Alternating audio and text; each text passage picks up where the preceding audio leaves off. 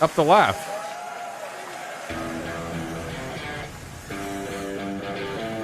Some call it the heartland. The heartland. Others flyover country. Flyover country.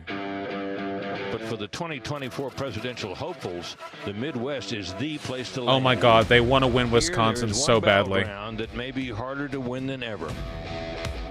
Wisconsin, a state known for its beer and cheese, gridiron and grit, and also its razor-thin elections. In 2016, Republicans narrowly flipped the Badger State red for the first time since Ronald Reagan. Thanks, Hillary. Thanks to everyone. Say thank you, Hillary. Blue by 2020. That election came during an unprecedented year. The country was rife with tension. In the suburbs of Milwaukee, the division seemed deeper than ever. But that was just the beginning. 2 years later, the U.S. Supreme Court struck down Roe versus Wade, leaving the legality of abortion up to the states. In Wisconsin, that meant a nearly total ban. Why would the GOP want to remind people of striking down Roe v. Wade? It's so bad for them. Now, that new thin liberal majority on the court could have that abortion issue before it again, just as the race for the White House accelerates. Like the Republican candidate getting rid of Roe has been so bad for them. The Bucks and the Marquette Golden Eagles, hoping to return next July to this city on the shore of Lake Michigan to accept the Republican nomination at their party's national convention.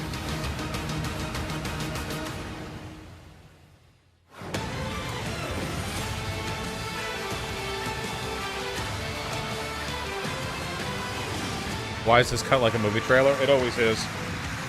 Tonight, the race for the White House takes flight. Welcome to the first debate of the 2024 Everyone hyped? presidential campaign, live at Fiserv Forum in Milwaukee. 8 Republican candidates have qualified and have chosen to be here on our debate stage tonight. They are here to lay out their vision for America, the battle as they battle for the GOP nomination. Good evening, everybody. I'm Martha McCallum. And I'm Brett Baer. Holy shit! What is this guy? Is that Minecraft Steve? Look at that guy's face! The party's nomination next summer. The 8 contenders are positioned by the Steve? order they sit in the polls, with the highest polling candidates in the middle, what the fuck? Standing center stage. Florida Governor He looks Ron like a DeSantis. drawing. Holy shit, DeSantis coming in. Oh, wow, that doesn't look much better. Looks like fucking Chucky. Mike Pence looks normal compared to...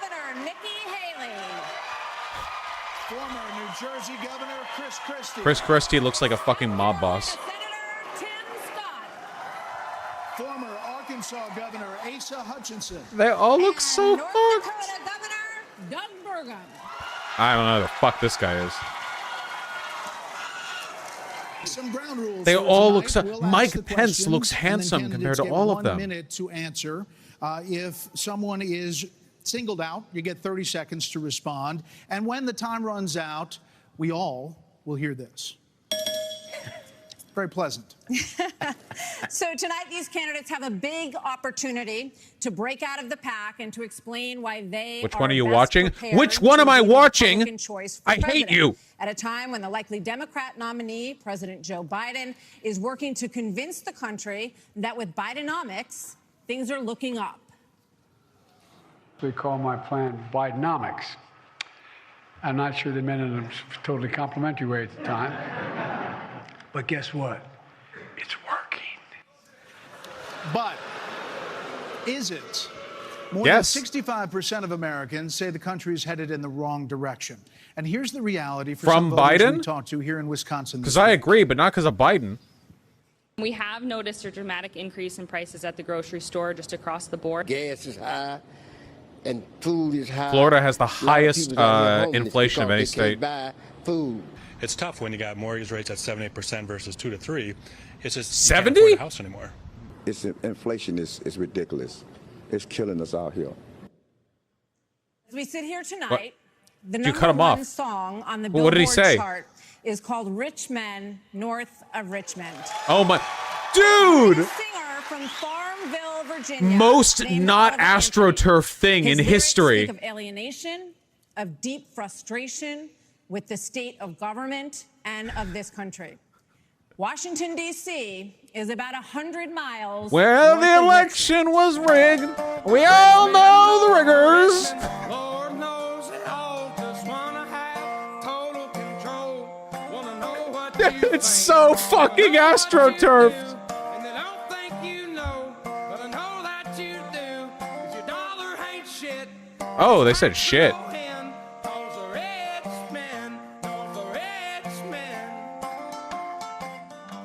So, Governor Show the DeSantis, part about the fat people. Why is this song striking such a nerve? Oh my God, in this they're country making a right now? question. What do you think? Holy shit. Our country is in decline. This decline is not inevitable. It's a choice. We need to send Joe Biden back The to whole his debate's just basement gonna be and Richmond, north of reverse Richmond. American decline. And it starts with understanding we must reverse Bidenomics so that middle-class families have a chance Remember, to succeed Florida has again. the highest We cannot succeed as a country. inflation If of you are any working state. hard and you can't afford groceries, a car, or a new home, while Hunter Biden can make hundreds of thousands of dollars on lousy paintings. That is wrong. We also cannot succeed when the Congress spends trillions and trillions of dollars. Trillions? Those rich men north of Richmond have put us in On this what- situation. on what? And finally, we need to lower your gas prices. We're going to open up all energy production. We will be energy dominant again in this country. I showed it could be done in the state of Florida. I pledge to you as your president, we will get the job done, and I will not let you down. Because I know that shoots. Thank you. Governor Christie, do you agree with Governor DeSantis Christie. just said there? And why Chris would Christie, you be better dark horse. on the economy than him? Well, look, I do agree predominantly with what Governor DeSantis just laid out. I think that if you asked every one of us up here, that we would agree predominantly with what he just laid out. Here's the difference. Would Chris Christie difference agree on is the that fudge rounds? We're going to have to work and make sure that we sell these ideas. And be able to put ourselves in a position where we get a majority of the vote, not only by winning the Congress and the Senate in 24, but also by having someone who's had the experience of doing it. Now, I was elected I think it's as a cool that he conservative looks like a Republican corpse. in a blue state with 61% of the vote, with a Democratic legislature against me the entire time. And we still, through hard, strong decision making, brought them around to our point of view. We cut taxes in New Jersey. We cut debt in New Jersey. Chris Christie's a We made neocon. sure He's that not each like a and every MAGA time we were fascist. confronted with bad democratic ideas, we stood and stopped them. And when there were good ideas, we brought people together to make progress going forward. Truth and accountability are the things we need to do to fight waste. And I'd say the last thing is this, Brett. We cannot sit by any longer and allow the kind of spending that's going on in New Jersey. Washington, because every dollar they spend is a dollar that these people are not allowed to spend on their children and their grandchildren. It's robbing our country, and it's wrong. Well, No Governor, let me energy. just follow up very quickly. No New energy. Jersey, Not enough. When you were governor, had the second lowest credit rating in the nation after Illinois, and it was downgraded 11 times. Yeah, yeah, and that's what happens when you inherit a blue state that has done that. But when you look at what we did on debt, Brett, in that state, we cut debt in that state, debt that had been left to us by 3 Democratic gubernatorial predecessors of mine who ran up that debt tremendously. And what you also saw us do was to cut the unemployment rate in half. It was over 10% when I became governor in 2010. What we also did was cut pension payments to public employees to make sure that taxpayers were not being soaked by a public employee union system that was killing the taxpayer. Thank you, Governor. Tim Scott, Senator Scott, excuse me. The song also goes after welfare programs. As a senator, now President Biden argued for freezing federal spending, this was back in the 80s, and dealing with sacred cows. He does not talk about that anymore. You have been a senator, though, for 10 years. So what have you done to rein in the increasing size of government? Well, thank you for the question. Over the last several years, I've had an opportunity to vote against spending package after spending package after spending package. What we also need to understand is that Joe Biden's Bidenomics has led to the loss of $10,000 of spending power for the average family. How? What? When you see 16% inflation, your gas is up 40%, your food is up 20%, your electricity is up 20%. We can stop that by turning the spigot off at Washington, sending the money back to the states, and allowing the decisions to be made at their own houses. I helped write the Tax Cuts and Jobs Act in 2017. We cut taxes for a single mom like the one that raised me by 70%, for dual households by 60%. He sounds like he's about to cry. He kind of does, yeah. $4,000. If you don't send it to Washington, we can't spend it.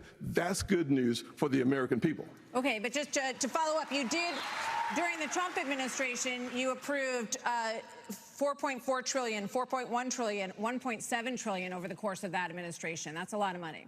There's no doubt that during the Trump administration, when we were dealing with the COVID virus, we spent more money. But here's what happened at the end of our time in the majority.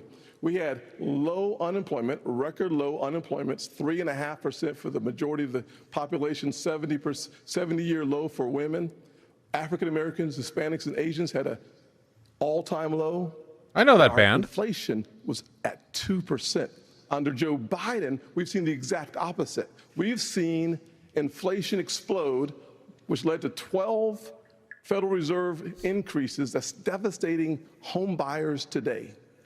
Mr. Ramaswamy, you're listening to these answers. If I may, Ramaswamy, so I don't know if I get a chance to respond. He didn't mention you specifically, but we'll be with you in a second, Mr. Vice President. Mr. Ramaswamy, listening to all of this, why should voters choose you over more experienced politicians on this stage? You're basically, a blank slate for people. You're 38 years old.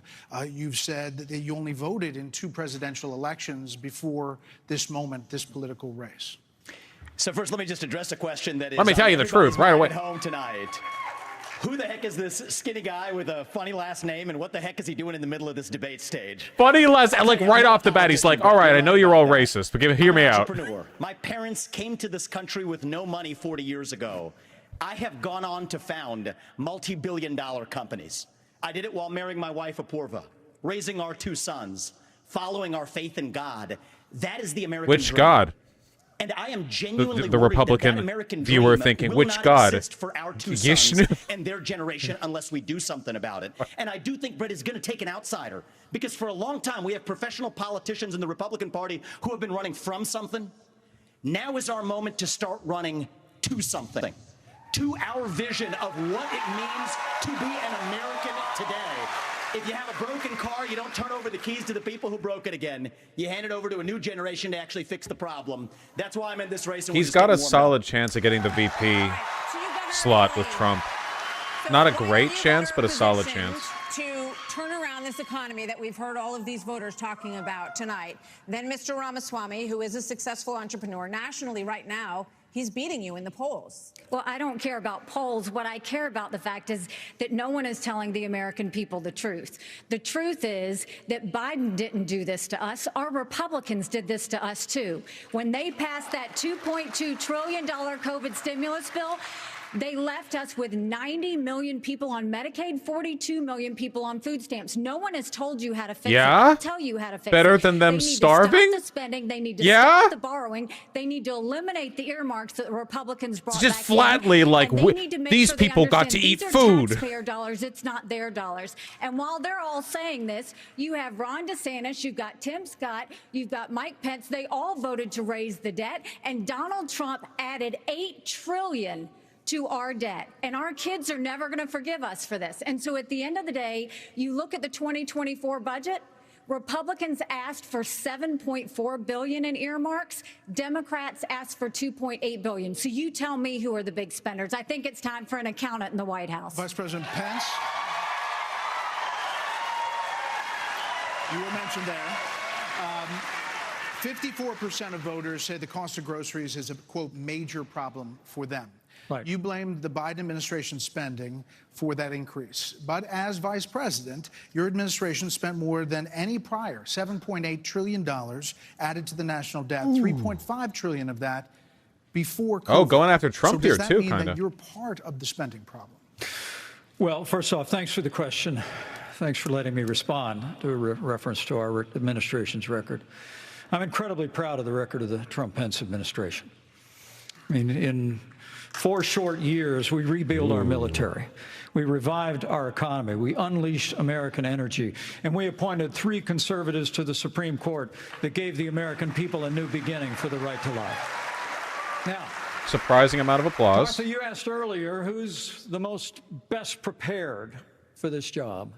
And I must tell you, with all due respect to all of my friends on the stage, and even to one that's probably looking on, I think unquestionably I am the best prepared, the most tested, the most qualified and proven conservative in this race. I was a leader in the Congress of the United States. I led Indiana where we balanced budgets and had a AAA bond rating when I was governor. And as vice president of the United States, we spent funding to backfill on the military cuts of the Obama administration, and then we were there in the worst pandemic in 100 years. All that being said, I was the first person in this race to say that we've got to deal with the long-term national debt issues. You got people on this stage that won't even talk about issues like Social Security and Medicare. I mean, Vivek, you recently said a president can't do everything. Well, I got news for you, Vivek. I've been in the hallway. I've been in the West Wing. A president of the United States has to confront every crisis facing America. I will put our nation back on the path to growth and prosperity and restore fiscal responsibility, just as I did in Congress and as governor. Mr. Vice President. And when I was Holy vice shit, president. he just ran like 40 seconds over and no one stopped him. You were named earlier. I'm going to get Vivek first. We'll get to both of them. Yeah, this isn't that complicated, guys. Unlock American energy. Guys, drill, frack, this burn is simple. coal, embrace nuclear. Put people back to work by no longer paying them more to stay at home. Vivek is literally the most transparent, like, snake oil salesman on stage right now. The only now. war that I will declare as U.S. Look at his president face. will be the war on the federal administrative state that is the source of those toxic regulations acting like a wet blanket on the economy. So I'm not sure I exactly understood Mike Pence's comment, but I'll let you all parse that out. For me, it's pretty simple. That's something a U.S. president can do with focus, and I'll He actually can't engage with anything that isn't his, like, sound bites. His entire campaign strategy is like soundbite, soundbite, soundbite. You know, I sometimes struggle with the reading comprehension. Look, I was a What? House conservative leader before it was cool. I actually pushed a Deficit Reduction Act. That was the last time we actually reduced the national debt What is in the happening? United States when I was the leader of House conservatives. I balanced budgets and cut taxes when I was governor. I mean, look, Joe Biden has weakened this country at home and abroad. Now is not the time for on-the-job training. We don't need to bring in a rookie. Shit. We don't need to bring in people without experience. We need to bring Pence, you ran. Trump had no political experience. And you are up, Governor DeSantis. So here's the thing. Why are we in this mess? Part of it, and a major reason, is because how this federal government handled COVID-19 by locking down this economy. It was a mistake. It should have never happened. Quickly, move away from the Out of lockdown, we kept our state free and open. And I can 3-year-old fucking talking point. Let the deep state bureaucrats lock you down. You don't take somebody like Fauci and coddle him. You bring Fauci in, you sit him down, and you say, Anthony, you are fired.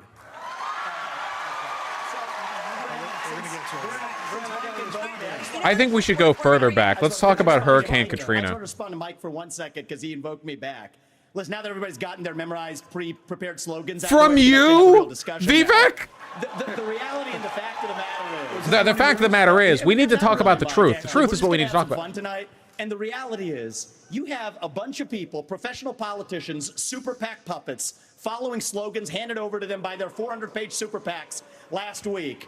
The real choice we face in this primary is this. Do you want a super PAC puppet, or do you want a patriot who speaks the truth? Do you want the truth? incremental reform? He's got the truth. You're hearing about, or do you want revolution? Okay, and I stand on the side of the American revolution. We're going to take control back here. Irish Republican Vivek, fucking Spanish Zapatista. Two people who have not. We're going to get back to that. We are. There are two people who we have not heard from yet. So let's hear from Governor Burgum and then from Governor Hutchinson on the economy, sir. Well, great. Thank you, Martha. And of course, I'm from a town of 300 people. It's a big deal to make it on this stage. Who the with all these fuck folks. are you?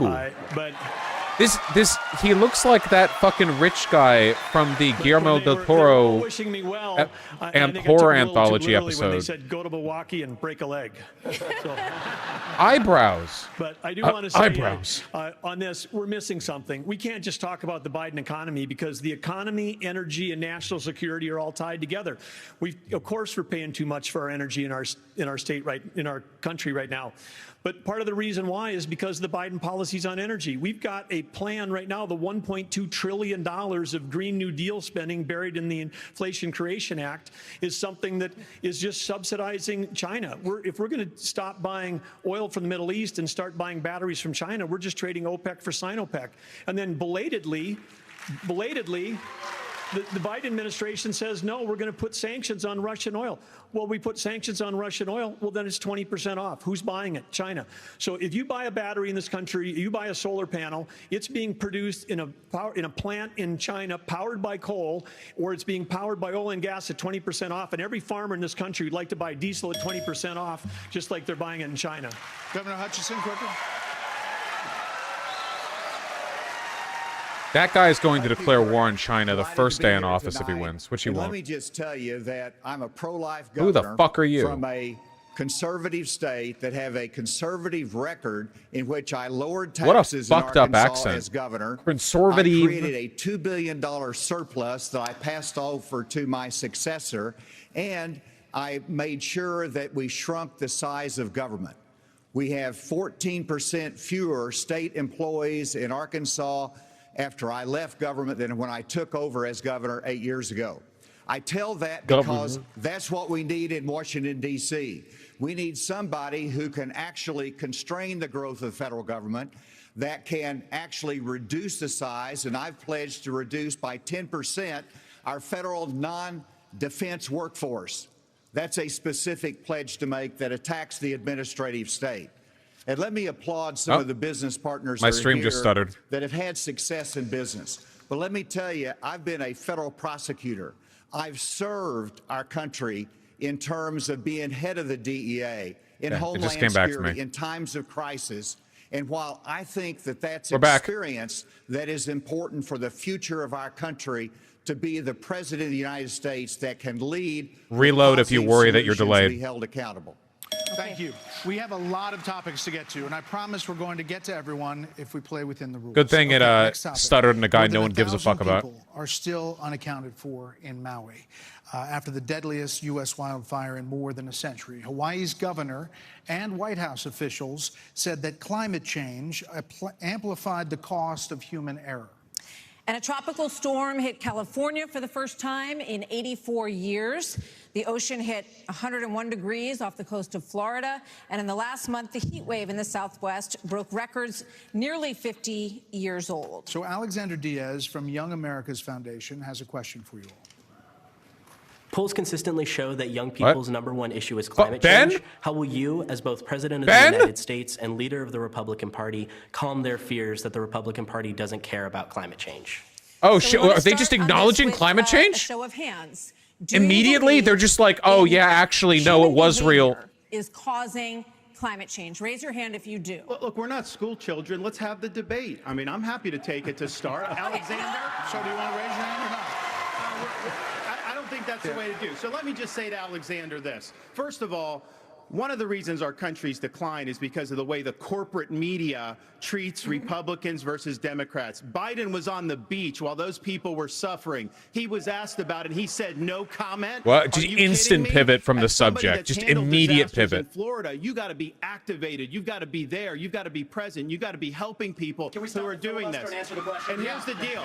Stop filibustering. Yeah. Is that a yes? Or is that a yes? Is that a hand raise? You do not I think it was a hand raise for him, and it's my hands are in my pockets. No, because no, the I climate didn't change raise- I agenda didn't is a raise a hoax. hand. What the Let us fuck? be honest as Republicans. I'm the only person on the stage who isn't bought and paid for, so I can say this. The climate change agenda is a hoax. The climate change agenda is a hoax. And we have to declare independence. Wait, the crowd is booing that now? The anti-carbon agenda is the wet blanket on our economy. And so the reality is more people The question is like, how can you assuage people's fears that you're all a bunch of lunatics who deny reality? And he's like, no, no, no. Governor Haley, are you bought and paid for? Hold on. Listen. Wait, hold on. This is a shit show. I've had enough already tonight of a guy who sounds like ChatGPT standing up here. And the last person in True. one of these Oh debates, Brett, shit, stood in the Vivek's middle on the of stage ropes. and Look at said, him. What He's the like skinny guy with an odd last name doing up here was Barack Obama, and I'm afraid we're dealing with the same type of amateur standing on stage tonight. Yes, classic racism. The last time we had a fucking foreigner up here, it was Barack Hussein Obama. The same type of amateur. A brown. The last time we had a brown up here was Barack Hussein Obama. So, Brett, what I would like to say is the fact that I think this is exactly why Margaret Thatcher said, if you want something said, ask a man. If you want something done, ask a woman. Yes! Yes! We've confirmed the bird has landed. We have girl boss fascism in America too. We want to see that taken care of, but there's a right way to do it. And the right way to do it is, first of all, yes, is climate change real? Yes, it is. But if you want to go and really change the environment, then we need to start telling China and India that they have to lower their emissions. That's I where our problem don't is. disagree And with these that, green subsidies actually. that Biden has put in, all he's done is help China because he doesn't understand all these electric vehicles that he's done, what that does. Half of the batteries for electric vehicles are made in Chat, a China. lot of you are way And so behind me. That's not helping I don't know the which stream's environment. behind. You're putting money in China's pocket, and Biden did that. So, first of all, I think we need to acknowledge the truth, which is these subsidies are not working. We also need to take on the international world and say, okay, India and China, you've got to stop polluting, and that's when we'll start to deal with Senator climate Scott, are you bought and paid for? Absolutely. Are you bought and paid for? What? I'm sorry. Are you bought and paid Absolutely not. I mean, here's what the American people. He deserve. said absolutely Debate at about first. The issues that affect their lives. Absolutely. Going back and forth, being childish is not helpful to the American people to decide on the next leader of our country. Number one. Wait a second. And number two.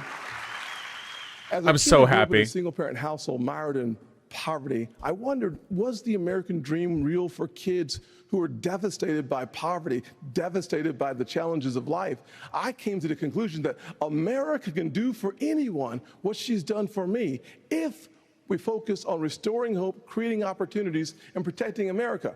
If we want the environment to be better, and we all do, the best thing to do is to bring our jobs home from China. If we create 10 million new jobs in my Made in America plan, we will have a better economy and a better environment. Let me tell you why I say that, Brett. America, Do it quickly. America has cut. I'm a Southern boy. I talk slow. So America. Ding, ding, ding, ding, ding. Shut up. America. Don't stop. Keep going. Carbon footprint enhanced in the last 25 years. The places where they are continuing to increase: Africa, 950 million people. India, over 1 billion. He's not going to stop. Over 1 billion. Why would we put ourselves at a Keep going. disadvantage? Devastating our own economy. Let's bring our Keep jobs going, yes! We have a lot of different topics to get Fearless! We thank you all. Thank you, Never Senator stop, Scott. King. Coming up next, Never the shut candidates up. will weigh in on what could be a defining issue in the 2024 campaign. The first Republican debate continues moments away. I'm so happy. This is so good. This is so fucking good. Holy shit. This is so good. I think you're behind. No, I'm not. You're on the wrong stream. We care. We're going to stand up for the unborn in Washington, D.C. And if you cannot do that, you should not be the nominee for the Republican Party. This is a defining moment. Which stream is Voosh on? Ramen, are you being real? Are you being serious?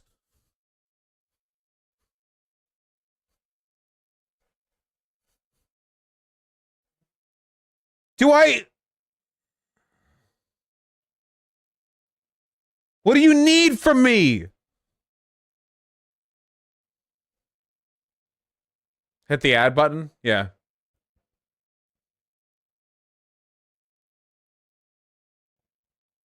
I need alcohol so bad. I'm like legit going to DoorDash like a $50 bottle of Absolute and some lemonade. Holy shit.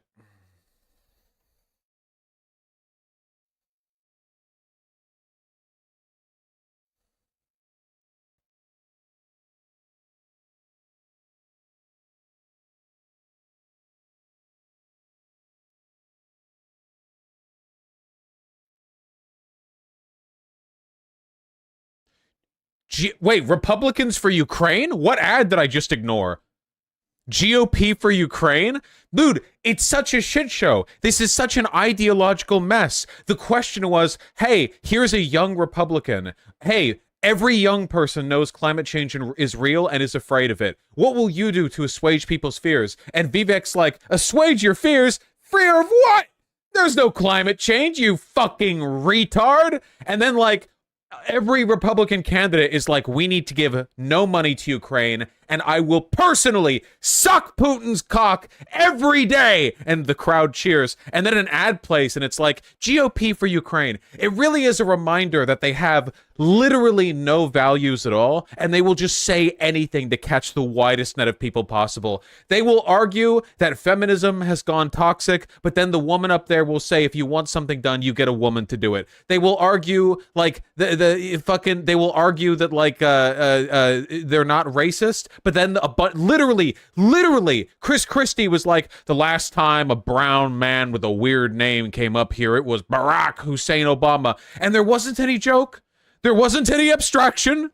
There wasn't any, like, context. That was literally what he did. With no ambiguity. He just did that. He just said it. Incredible. I'm gonna lose my mind. I'm so glad we're watching this. Oh, fuck, I wish we could watch it normally, but man. Oh, man.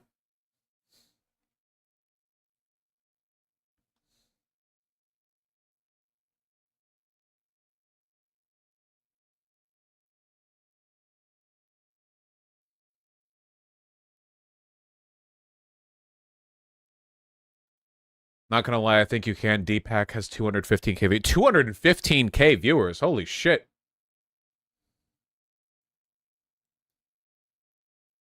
Yeah, wow.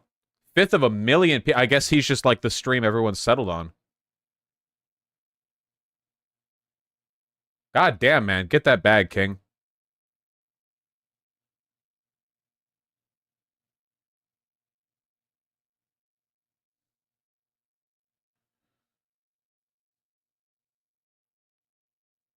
I don't want to risk it, man. I'm sorry.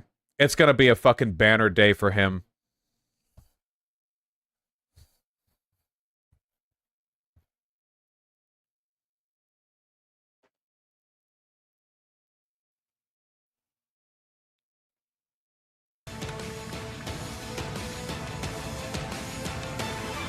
Are we back?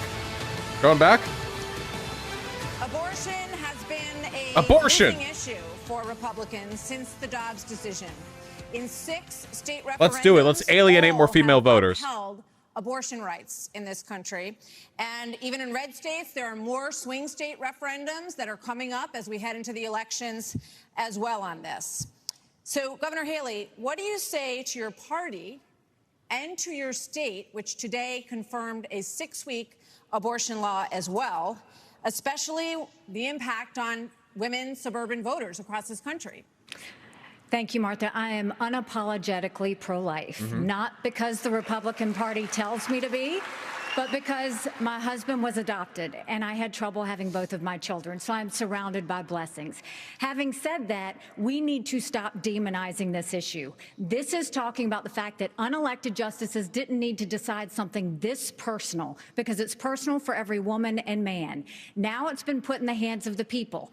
That's great. When it comes to a federal ban, let's be honest with the American people and say it will take 60 Senate votes. It will take a majority of the House. So in order to do that, let's find consensus. Can't we all agree that we should ban late-term abortions? Can't we all agree? She's walking it back. Can't we all She's agree like, okay, we just wanted to get rid of the federal ban. Shouldn't have to perform them. Can't we all agree that contraception should be available? And No, can't wait. we all agree No. that we are not going to put a woman in jail or give her the death penalty if she gets an abortion? Let's What? Wait, whoa. respectful issue that it is and humanize. You want abortion bans, but you don't want to arrest women who get abortions? How does that work? What? Look, they don't believe in anything. You can't. If you have laws banning abortion, women who get abortions are going to get arrested. What the fuck do you mean? Abortion ban in Florida. One of your biggest financial backers. This is said because they that know you need they're to, losing quote, voters. shift to get moderates, or you will lose. What do you say to him and others who say politically that is a tough thing to sell nationally?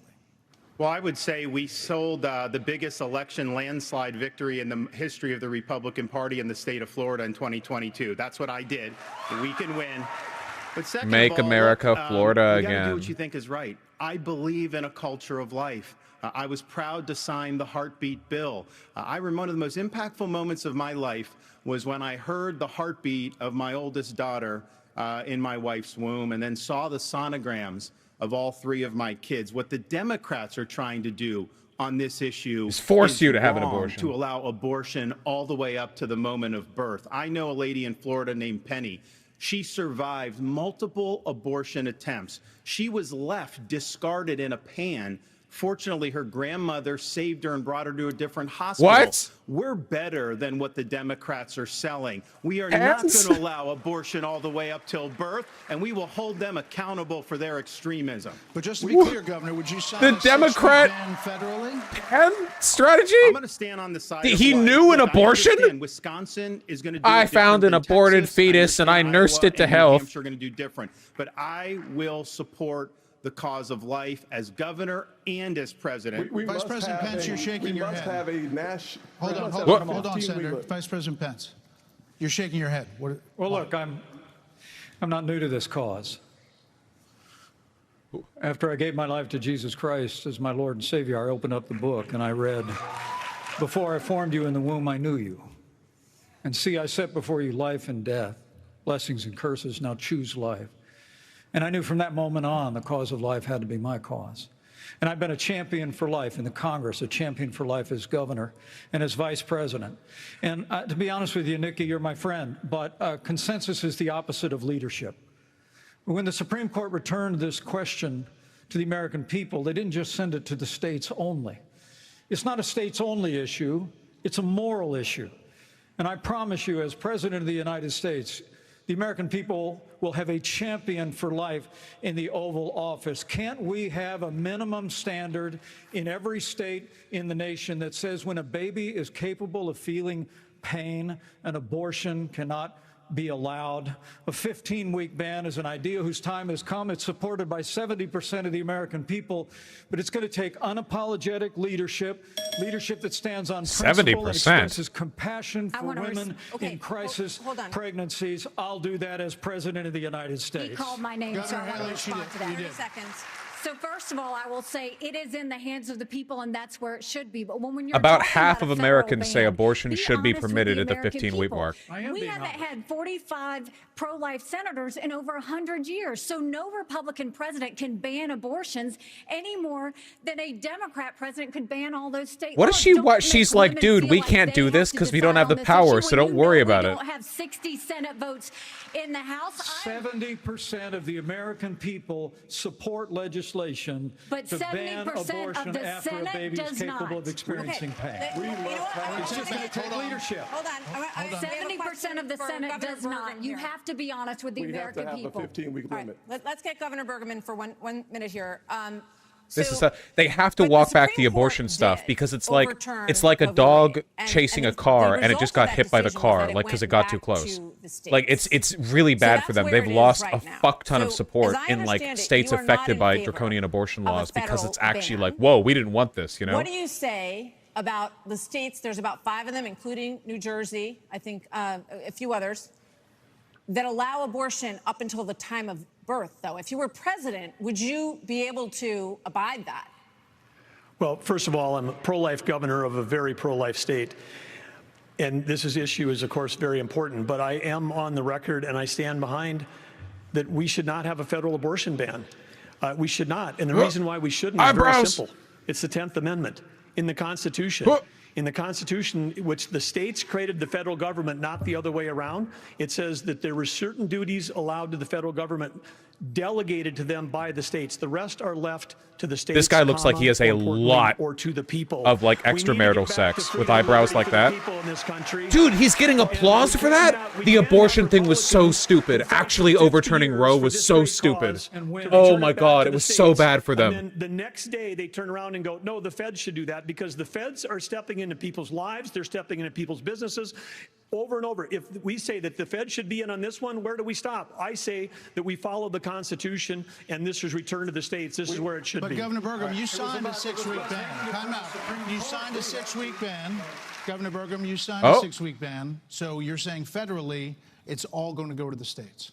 Yes, and what is going to work in New York will never work in North Dakota, and vice versa. That's Governor why 50 states. That's why 50 states. This is too important of an issue that I have to address. First of all, the Supreme Court gave it back to the elected representatives, whether it's the states or whether it's the United States Congress. So there is authority, and that's why President Biden is pushing for a Democrat proposal, which is, in essence, abortion on demand through the term. So they have their extreme position at a national level. It's most likely going to be addressed in the states, but it's certainly fine for it to be addressed at the national level as well. Arkansas has the record of being the most pro-life state in the nation. I signed 30 pro-life pieces of legislation while I was governor.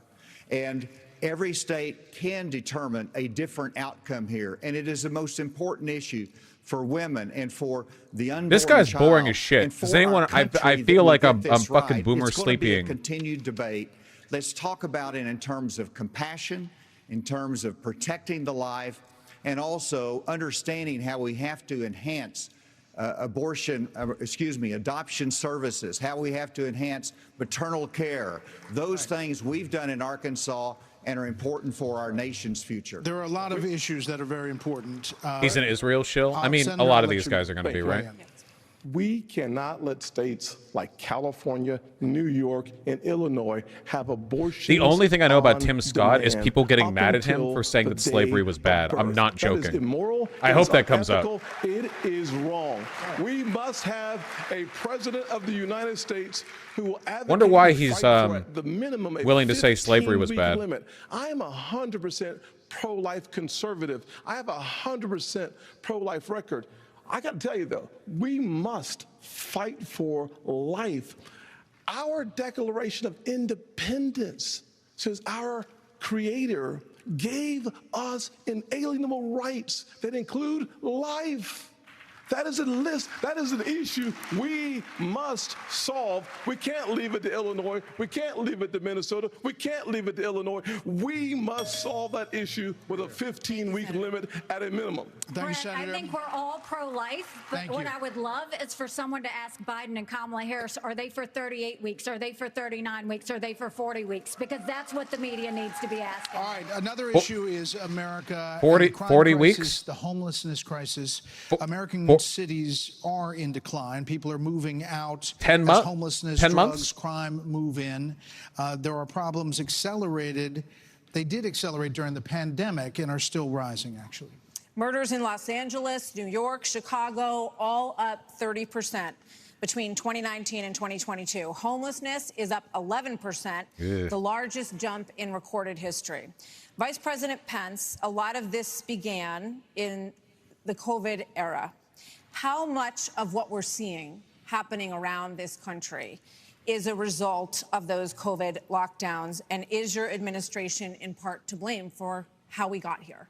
Well, I think what's in part to blame is the Democrats have been talking about defunding the police for the last 5 years. Nobody talks about this. Funding law enforcement, particularly in our major cities, at unprecedented levels. I mean, it's extraordinary to think about the violence that's claiming innocent lives literally every week in every major city in this country. And yet Democrats and liberal prosecutors in major metropolitan areas continue it's like I'm listening to a fucking the Young Turks segment. To do bail reform and go easy. What we need is strong commitment to law enforcement. We need leadership in Washington, D.C. that'll marshal the resources of the states, marshal the resources of the American people.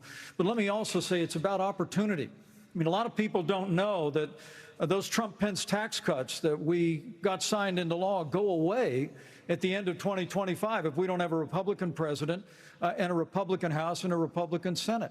When I'm president of the United States, we're actually going to cut taxes further. We're going to extend those tax cuts. Cut my taxes. I'll benefit from GOP tax cuts. Hell yeah. Block grant all that funding back to the states with a growing economy and educational choice and law enforcement. We will bring our cities back. Governor Christie, another issue this weekend here. No more education. Reports say there were you will all be illiterate serfs. And a number of them, including kids.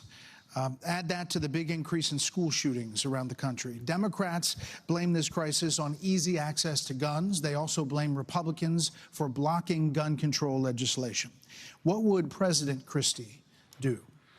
You know, I'm proud of the fact, Brett, that I'm the only person along with Governor Hutchinson up on this stage who's actually running United States Attorney's Office. I ran the 5th largest office in America in a state where there is significant urban crime.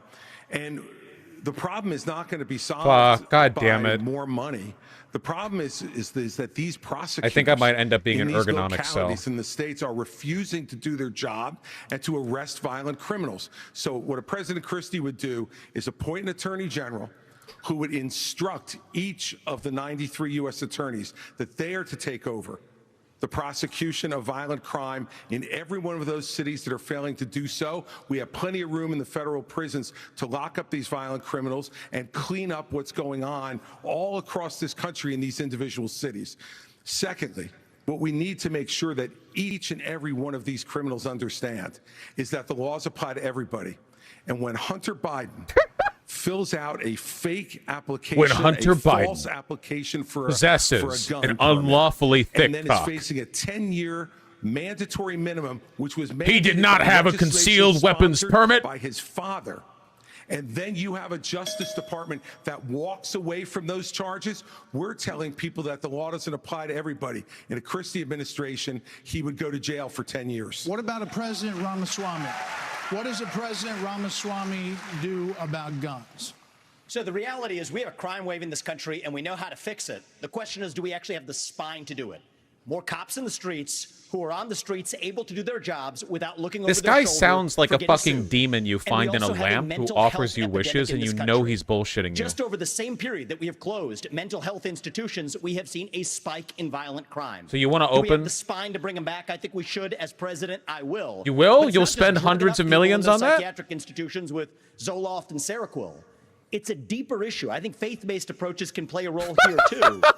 We're in the middle of a national identity crisis. No more Department of Education, no more psychiatric medications. You will go to the Christian therapy camp for your schizophrenia. People are so hungry for purpose and meaning at a time when family, faith, patriotism, hard work have all disappeared. What we really need is a tonal reset from the top, saying that this is what it means to be an American. Yes, we will stand for the rule of law. Yes, we will close the southern border where criminals are coming in every day. And yes, we will back law enforcement because we remember who we really are. And that's also how we address that mental health epidemic in the next generation that is directly leading to violent crime across this country. Governor DeSantis, really quickly. So his plan here is get rid of medication and faith heal people into not being criminals. Identity. The American people are the most faith-filled, freedom-loving, idealistic, hardworking people the world has ever known. We just need government as good as our people. Okay. Well, Mike, I think the difference is you might have some others like you may have on the stage. It's Morning in America speech. It is not Morning in America. We live in a dark moment, and we have to confront the fact that we're in an internal, sort of cold cultural civil war. And we have to the recognize American that people with the failed government in Washington, D.C. We just need government as good as our people again. So let me just finish addressing that slogan because I don't know what that slogan means. We need to shut down the I know several slogans. I don't know that one. It's been on the rise in Florida, Governor DeSantis. How do you stop crime? Well, actually, crime's at a 50-year low Not in Florida. not in Miami. We're happy with that. Well, the state Not in Miami. Nuh-uh. And so here's the thing. These hollowed out cities, this is a symptom Miami. of America's decline. And one of the biggest reasons is because you have George Soros funding these radical left-wing district attorneys. God. They get into office and they say they're not going to prosecute crimes they disagree with. The inmates start running the asylum. There's one guy in this entire country that's ever done anything about that. Me. When we had 2 of these district attorneys in Florida elected with Soros funding who said they wouldn't do their job, I removed them from their posts. They are gone. I remember. I was there for that.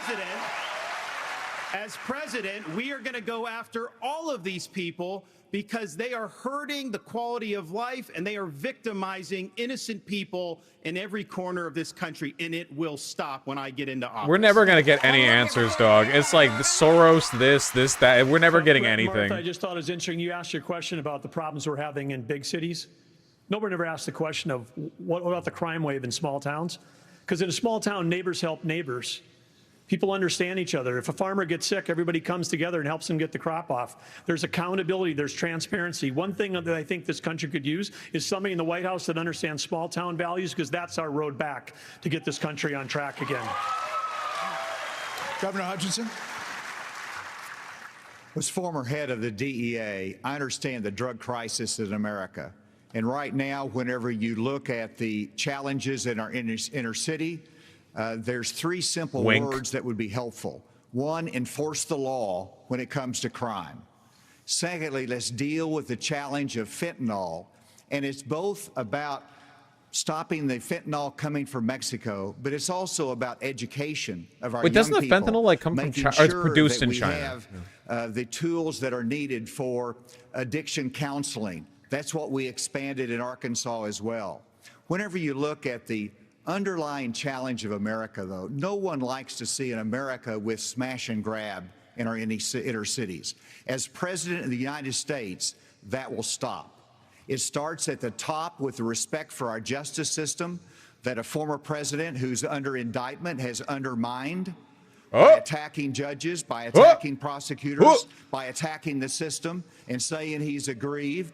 And so we have to have respect for our justice system and the rule of law, and it starts at the top. Okay, now DeSantis' job is to defend Trump, right? Let me take a break. So, speaking of that, right now you are looking live at Fulton County Jail, where former President Donald Trump will be processed tomorrow. So next, the candidates will have an opportunity to talk about the coming trials of Donald Trump. Let's go! They applauded that? Dude, I have no fucking idea what's going on. I can't read the applause or booing for shit. I feel like they just got like a random fucking smorgasbord of people in the audience. Holy shit. I'm hitting the ad button, fuck you.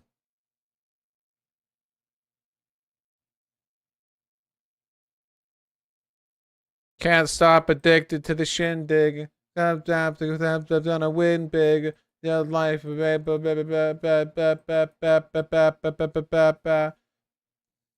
you guys like that?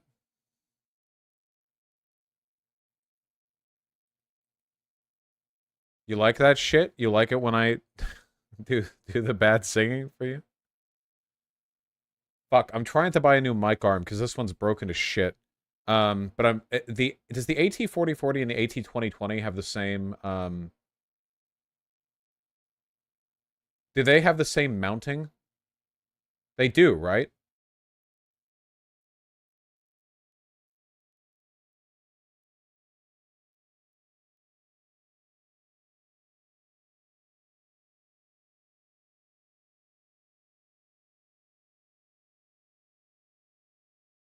I'm trying to see if I can find if they have the same like mounting shit so I can buy the other thing. The arm that I want.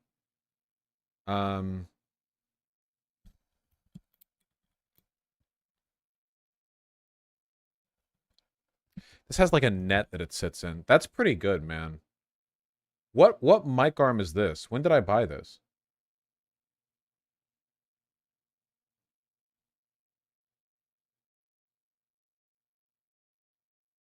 Cell phone stand.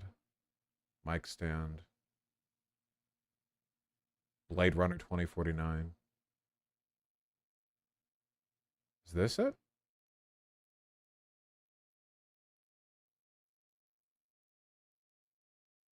Who the fuck is this guy? Okay. Couldn't find that page. No longer sell it.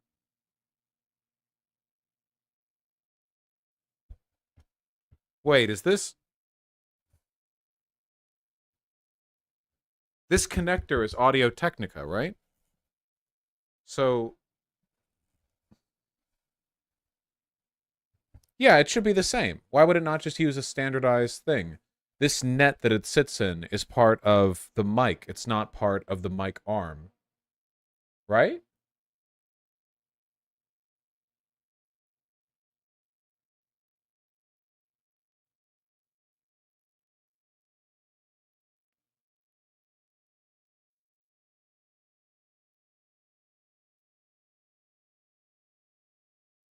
Hold on. Desk boom arm. That's what you want for the good shit, right? You want a boom arm, not a mic stand?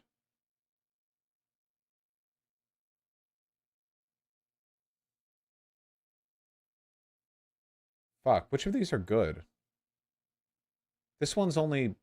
this one looks like shit.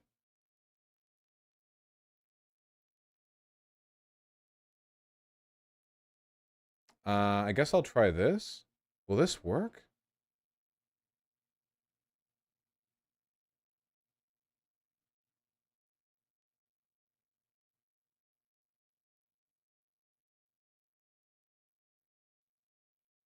Probably. I'll just buy it. Whatever, man.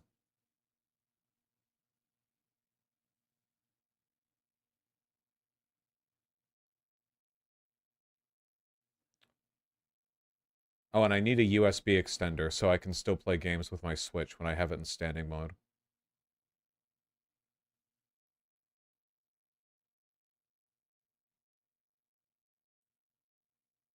USB extender, 3 feet. Guys, why is every cable not like that braided cable shit? You know how like the standard rubber cables will like get caught or like friction burn or like bend or crimp, and then they have those like braided cables that are phenomenal and just slide effortlessly against everything and they don't tangle and they're perfect in every way. Why the fuck have we not just...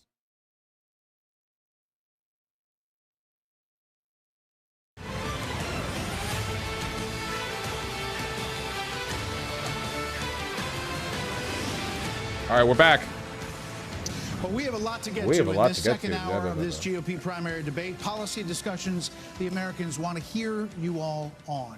China, Ukraine, immigration, education. Trump. But we are going to take a brief moment and talk about the elephant not in the room. I get it. Former President Trump has been indicted in 4 different states on 91 counts. He will be processed tomorrow in Georgia at the Fulton County Jail for charges relating to the 2020 election loss. They indicted him 4 times to support the eventual Republican nominee. If former President Trump is convicted in a court of law, would you still support him as your party's choice? Please raise your hand if you would. Holy shit, please.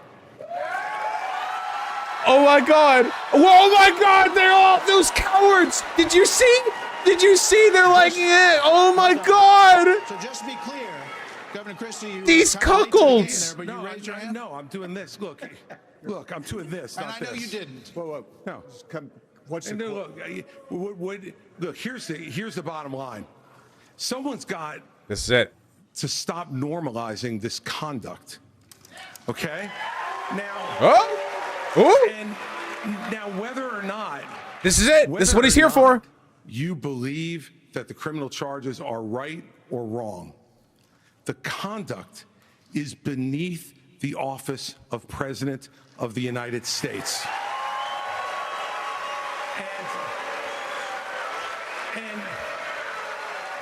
And you know, boo. This is the great thing about this country. Booing is allowed, but it doesn't change the truth. It doesn't change the truth. Mr. Ramaswamy, you raised your hand supporting. No, I'd like to get in and respond. Let's just speak the truth, okay? President Trump, the truth? I believe, was the best president of the 21st century. It's a fact. Oh, whoops! I can't do that. I forgot.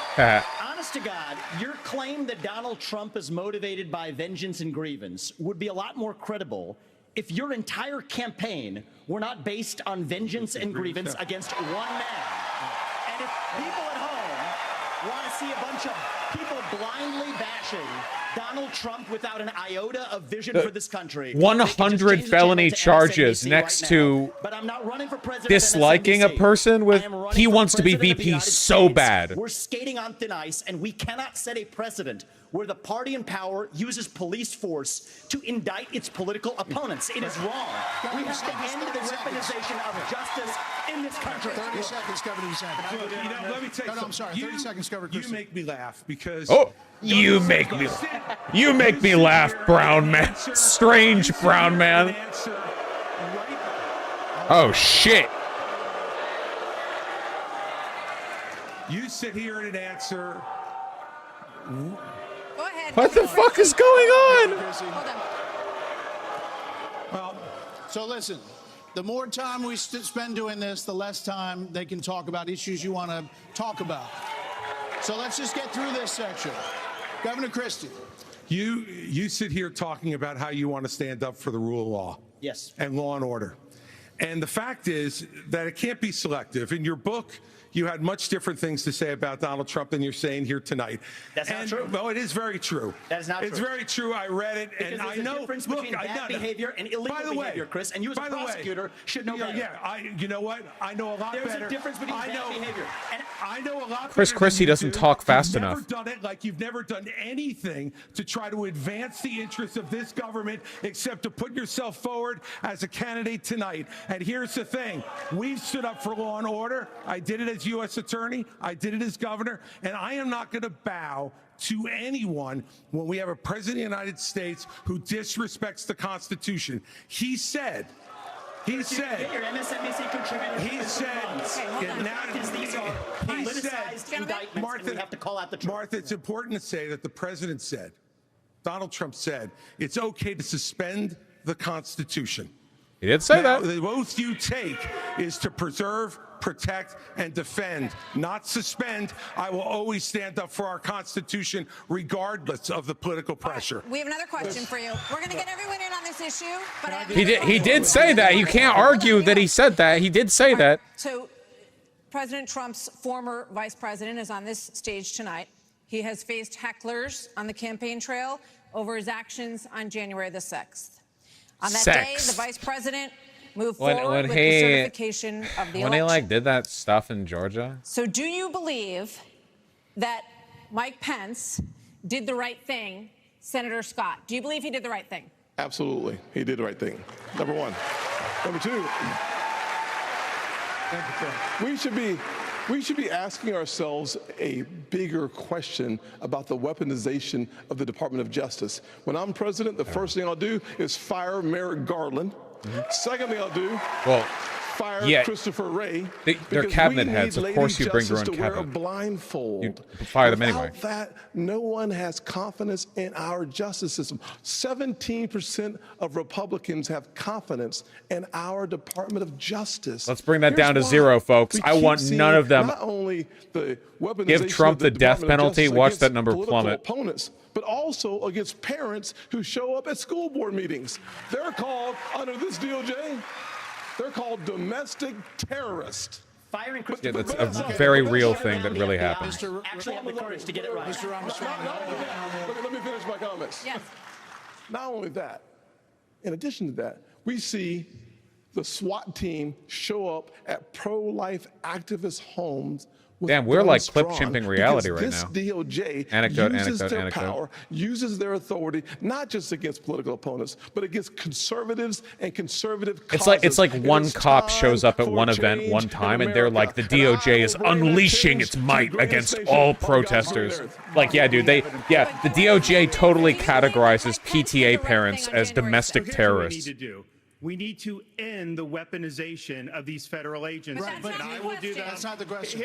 I know, but here's the I know, but I have something I want to say. This election is not about January 6th of 2021. It's about January Kinda 20th is. of 2025 when the next president is going to take office. I know what the Democrats would like to do. They want to talk about all these other issues, but we've got to focus on your future. Chill. We've got to focus on reversing the decline of our country. I learned in the military, I was assigned with U.S. Navy SEALs in Iraq, that you focus on the mission above all else. You can't get distracted. So Republicans, we've got to look forward, and we've got to make sure that we're bringing the message that can win. That's cool. That had nothing to do with anything anyone was talking about. What do you think, Vice President? Is to support and defend the Constitution of the United States. I think the American people deserve to know whether everyone on this stage agrees that I kept my oath to the Constitution that day. There's no more. Holy shit! No, Pence with the chair. No, actually, you will all explain to me why. I got no beef with them, but here's the thing. Is this what we're going to be focusing on going forward? The rehashing of this? I'll tell you, the Democrats would love that, and they will win if we let them get away with it. He's right. I do love it. And he's got me on that one. Let me just say, I do think we should talk about the insurrection attempt. Yeah, I do. Former President Trump I do. is beating you by 30, 40 points in many polls. Fucking so Lego it is a head. factor in the GOP primary. Governor Hutchinson. Mr. DeSantis, before you continue, please remember you're fucked. Because Moving there's on. an important issue we as a party have to face. And over a year ago, Doom I said guy. that He's Donald Doom Trump was guy. morally disqualified from being president again as a result of what happened on January 6th. More people are understanding the importance of that, including conservative legal scholars who says he may be disqualified under the 14th Amendment from being president again Heard this rumor. as a result of the insurrection. This is something that could disqualify him. He literally is Doom guy, the guy. Under the Constitution. But, like, less handsome. Obviously, I'm not going to support somebody who's been convicted of a serious felony DMCA. or who is disqualified under our Constitution, and that's consistent with RNC rules. And I hope everybody would agree with me. We're going to move on. No, we're going to. Martha, can I answer the No, question? keep talking about this subject forever. I've already been on it, Vice President Pence. All right, I'd like to answer the question you asked and not give a pre-canned speech. Mike Pence stood for the Constitution. Oh shit. And he deserves not Look at Pence. credit. Pence is like, I don't want to be He associated with deserves this. our thanks as Americans for putting his oath of office and the Constitution of the United States Pence, before personal, political, and unfair pressure. And the argument that we need to have in this party before we can move on to the issues that Ron talked about is we have to dispense with the person who said that we need to suspend the Constitution to put forward his political career. Mike Pence said no, and he deserves credit for it. Okay. Governor Haley, we haven't heard from you on this. Do you agree? Do you agree that Vice President Pence did the right thing that day or not? I do think that Vice President Pence did the right thing, and I do think that we need to give him credit for that. But what I will also tell you is, look, I mean, when it comes to whether President Trump should serve or not, I trust the American people. Let them vote. Let them decide. This is her answer on abortion What they too. will tell you is Her that it is her time only for a response is new like, what if other people generational decided for me? What a woman. leader. Holy shit. We have to look at the fact that She really is bringing a female energy to the GOP primary debates. between Trump and Biden. Where do you want to eat, lady? I don't know, wherever you want to eat. Politician Fuck. in America. We can't win a general election that way. Literally though. Governor Bergen, opportunity. Happy to answer the question. Mike Pence did the right thing on January 6th. But I want to say, you started off the top of this hour saying we're going to talk about China, Ukraine, education. We are. China is the number one threat to our country. And every minute that these 8 candidates spend talking about the past instead about the future is time that is just you know who loves it? Biden loves it, but I China loves it. do. I do. I'm Biden. I love it. I'm Biden. I love it. I do. Questions on it. Let people people say what they wanted to say. And now, indeed, we are moving on to the subject. The U.S. has committed nearly 77. Can I speak on this issue? I was You kind of did. involved. You answered on this. You did say answer. something. Yeah. We thought you were done, but you No, I please. wasn't done. No, please, just Well, Mike, why the don't you whole say this? time, Join me forever. in making a commitment that on day one you would pardon Donald Trump. I'm the only candidate on the stage who had the courage to actually say it.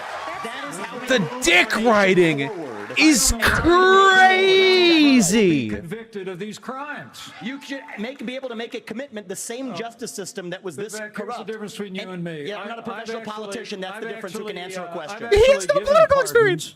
When I was governor of the state of Indiana, it usually follows a finding of guilt and contrition by the individual that's been convicted. So, look, if I'm president of the United States, we'll give fair consideration to any pardon request. But if I may, it's not about looking back at January 2021. It's about January 20th, 2017. I put my left hand on Ronald Reagan's Bible. I raised my right hand.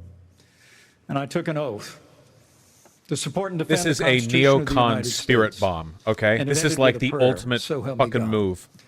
It was a promise that I made to the American people, but I also made it to my Heavenly Father. Holy shit, he's Every really day going. for 4 years, I sought to keep that oath.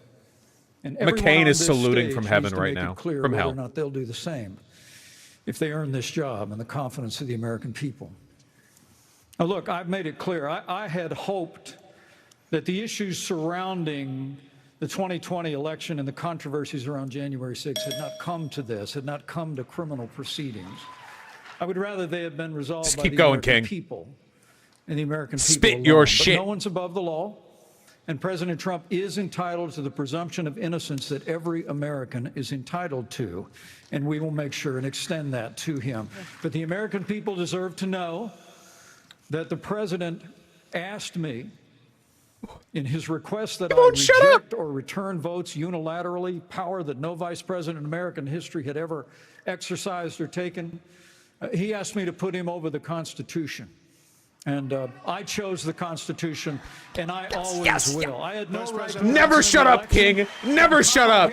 He's at a barbecue. He's cooking like 50 patties. We beat them in 2024. Thank you, The confidence to be a minute over time and still do dramatic pauses. He didn't even start speeding up how he spoke. He just like committed nearly kept the $77 pauses billion in. aid to the Ukraine war.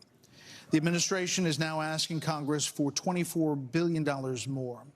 Regardless of that, the specifics of that plan, is there anyone on stage who would not support the increase of more funding to Ukraine?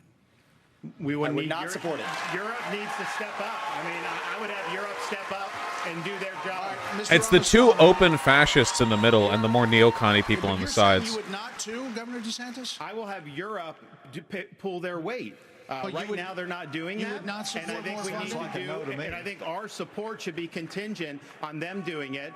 And I would have support in China. Did he? To be Did able to Vivek take, just to be lick able to his take fingertip? China, What did he just? and do what we need to do. What did he with just China. do? Mr. Ramaswamy, you would not support an What? increase of funding to Ukraine? I would not. And I think that this is disastrous, that we are protecting against an invasion across somebody else's border when we should use those same military resources to prevent across the invasion of our own southern border here in the United States of America. We need to deploy 1970s era Cold War munitions to the Mexican border? Alliance is the single greatest threat we face. And I find it offensive that we have professional politicians on the stage that will make a pilgrimage to It's Cold War era tech. Zelensky without doing the same thing. We for need people in HIMARS or the south in side of Texas. Chicago or Kensington. I think that we have to put the interests of Americans first. Secure our own border instead of somebody else's. And the reality is, this is also how we project strength by making America strong at home. All right, we heard the names. Governor Christie first. All right, look, I did go to Ukraine, and I went to Ukraine because I wanted to see for myself what Vladimir Putin's army was doing to the free Ukrainian people. And let me tell you, I want you all to look around this arena tonight and imagine that every one of these seats was filled. And if every one of them was filled, there would still be 2,500 more children outside to make over 20,000 who have been abducted, stolen, ripped from their mothers and fathers, and brought back to Russia to be programmed to fight their own families. They have gouged out people's eyes. Critical support for neocons and their anti-Russian geopolitical agenda. People in the back of the head, men, and then gone into those homes and raped the daughters and the wives who were left as widows and orphans. This is the Vladimir Putin. This is the Vladimir Putin who Donald Trump called brilliant and a genius. If we don't stand up against this type of autocratic killing, it's unironically based.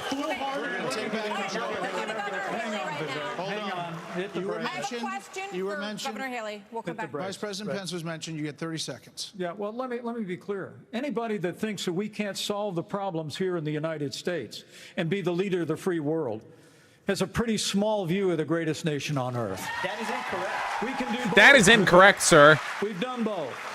We've been the leader of the free world and the arsenal of democracy for years. The Reagan Doctrine years ago made it clear. We said, if you're willing to fight the communists on your soil, we'll give you the means to fight them there. So our We need troops to don't have reestablish fight 'em. containment doctrine. The giveaway that you want to give to Putin to give him his land, it's not going to be too long before he rolls across a NATO border, and frankly, our men and women of our armed forces are going to have to go and fight him.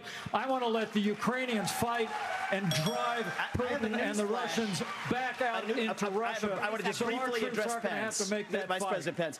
I have a newsflash. The Newsflash. USSR does not exist anymore. It fell back in 1990. Did I say the real USSR? threat. You talked about the communists. And the real communists that we have to address right now. Nobody told Mike Pence the Cold War ended. You already spoke. Now I actually have something to say. Vladimir Putin has been saying he wants to reestablish the old Soviet sphere You've made of your point, influence. Vice President. Now, if you think Fuck, I'm being implicated here because now people, when I talk, people will be like, you're just copying he is Mike a Pence. dictator and a murderer, and the United States of America needs to stand against authoritarianism. It's like, my geopolitical principles might be described as Pencean in nature. China. And we are driving Russia further into China's arms. The Russia-China military alliance is the single greatest threat we face. The Ukraine conflict is separating them.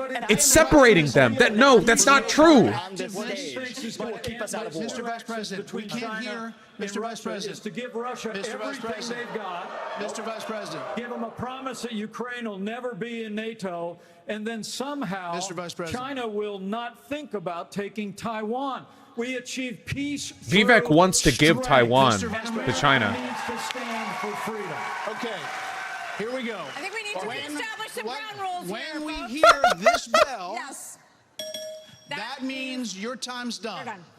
So, Mr. Vice President, we appreciate your aggressiveness here. 30 seconds is 30 seconds. Mr. Ramaswamy, you were mentioned. You get 30 seconds. So the reality is that today, Ukraine is not a priority for the United States of America. And I think that the same people who took us into the Iraq War, the same people who took us into the Vietnam War, you cannot end it. You cannot start another no-win war. And I do not want to get to the point where we're sending our military resources abroad when we could be Cold War era to protect our own borders, protect the homeland. All right. What the fucking we fucking protect this homeland. we have tanks at our border. Everybody, we respect everybody's time here. So, Governor Haley, you did not raise your hand, meaning that you would support more funding for the Ukraine war. You have said of Governor DeSantis 100% of our GDP. You didn't appreciate it when he initially called it a territorial dispute. Why?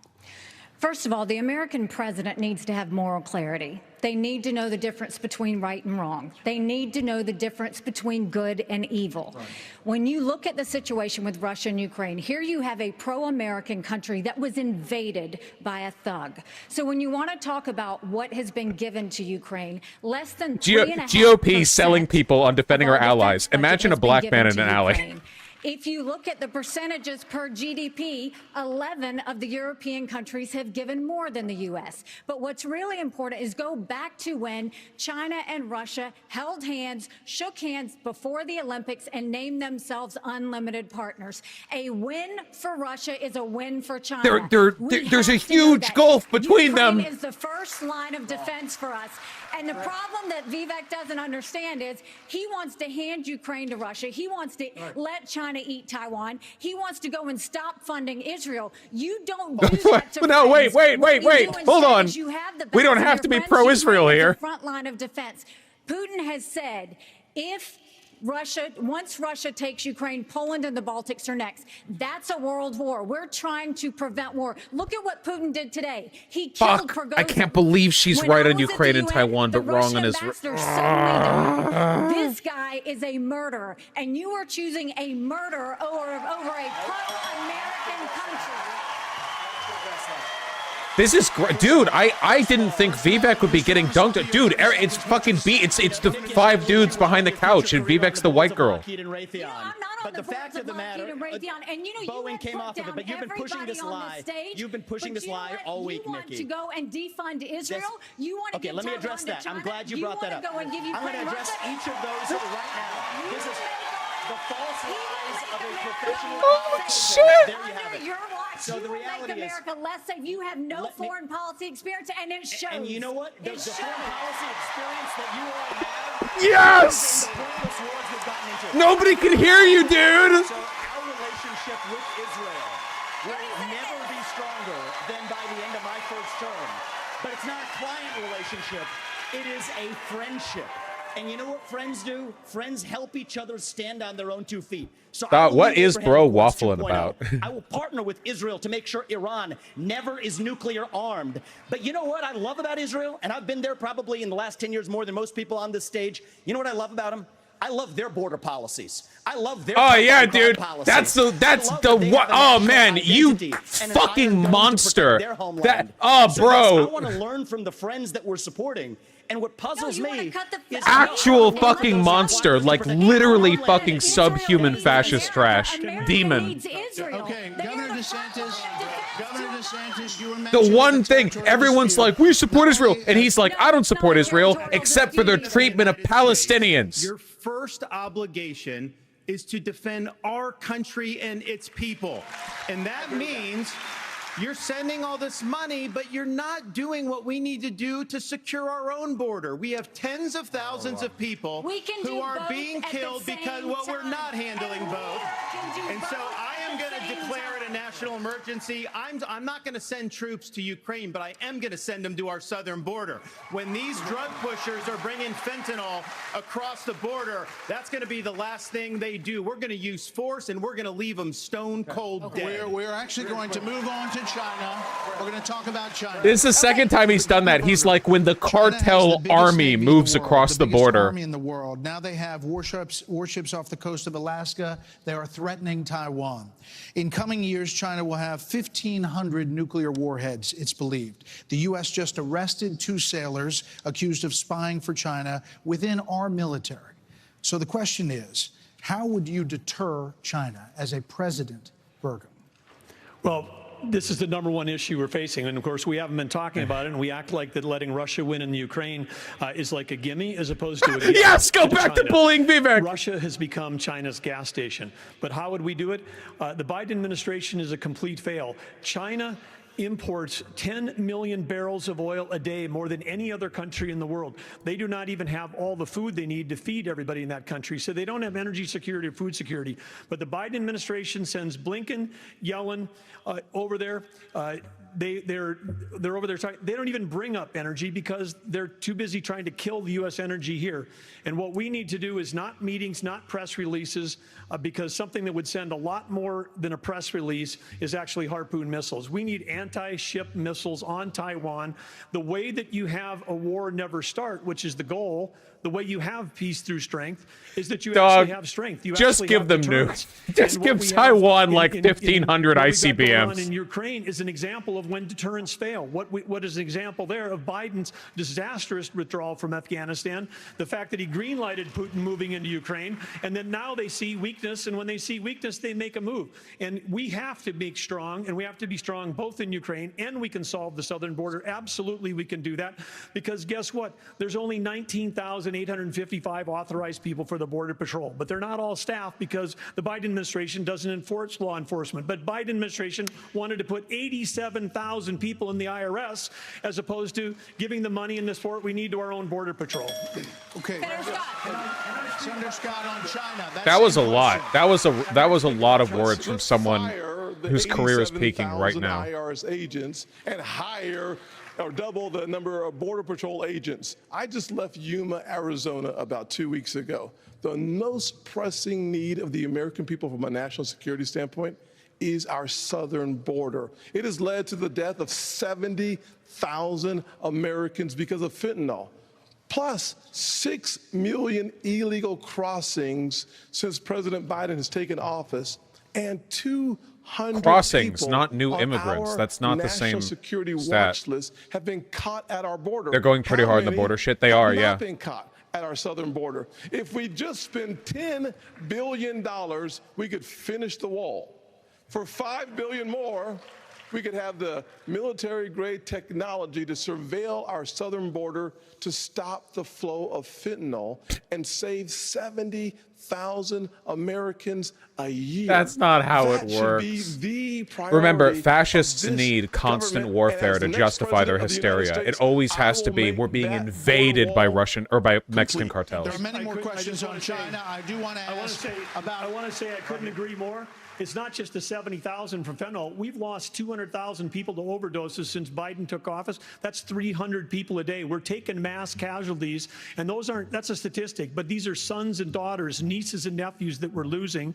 We've got North Dakota troops down there flying night helicopter missions from San Diego to the Gulf Coast, trying to stop these transnational criminal organizations. They've got better funding on their side than we've got on our side. What if we funded drug addiction care so addicts could get the resources they need to have better lives? I just wanted to add my voice there. I'm asking a question. Earlier this month, images showed suspected cartel members crossing into Texas with rifles. Do you consider this? I'm surprised that wasn't Sam Hyde. Would you authorize lethal force along that?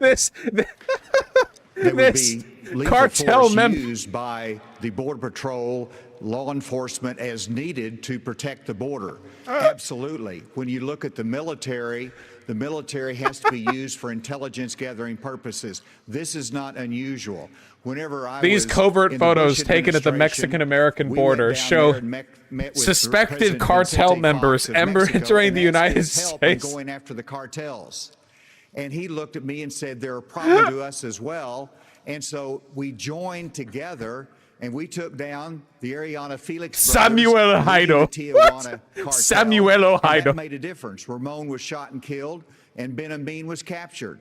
Cooperation makes a difference. We cannot be successful going against the cartel unless we bring in Mexico as a partner. We have to use economic pressure to accomplish that. President Obrador has not been helpful, and we have to use economic pressure that this administration is not using. The rule of law has to matter on both sides of it. Okay. This is critical. I've done it. We know what needs to be done. The military has to be limited in its use. When after 9/11, we had the global war on terror, and guess what? We protected the border at the same time. You can do both. Okay, let's go to Governor DeSantis. So, as president, I think would I you need a new support camera lens. sending U.S. Special Forces over the border into Mexico to take out fentanyl labs, to take out drug cartel operations? Would you support that kind of American military? Fuck it, just say yes. Yes, and I will Fuck do it. it. On day Absolutely, one. yes. Here's the thing. Let's do it. Just cartels are killing just invade tens of Mexico. thousands Let's of yeah, our fellow okay. citizens. You want to talk about a country in decline? You have the cartels controlling a lot of part of your southern border. We have to reestablish the rule of law, and we have to defend our people.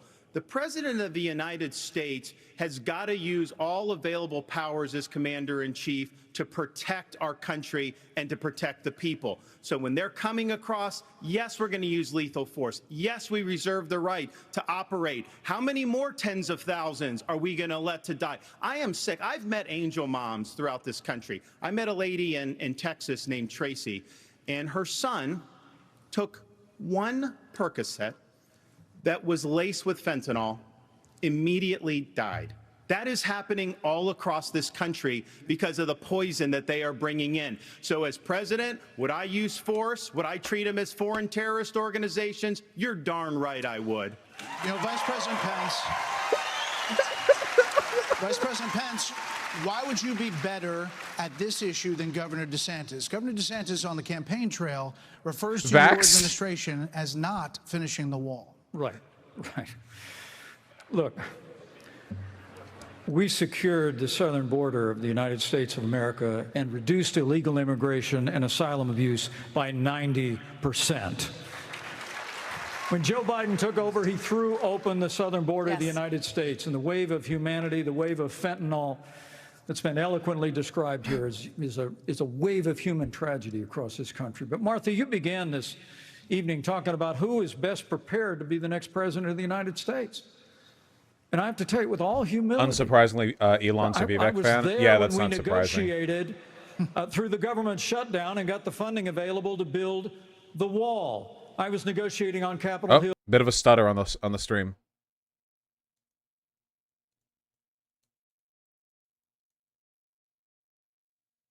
Bit of a stutter.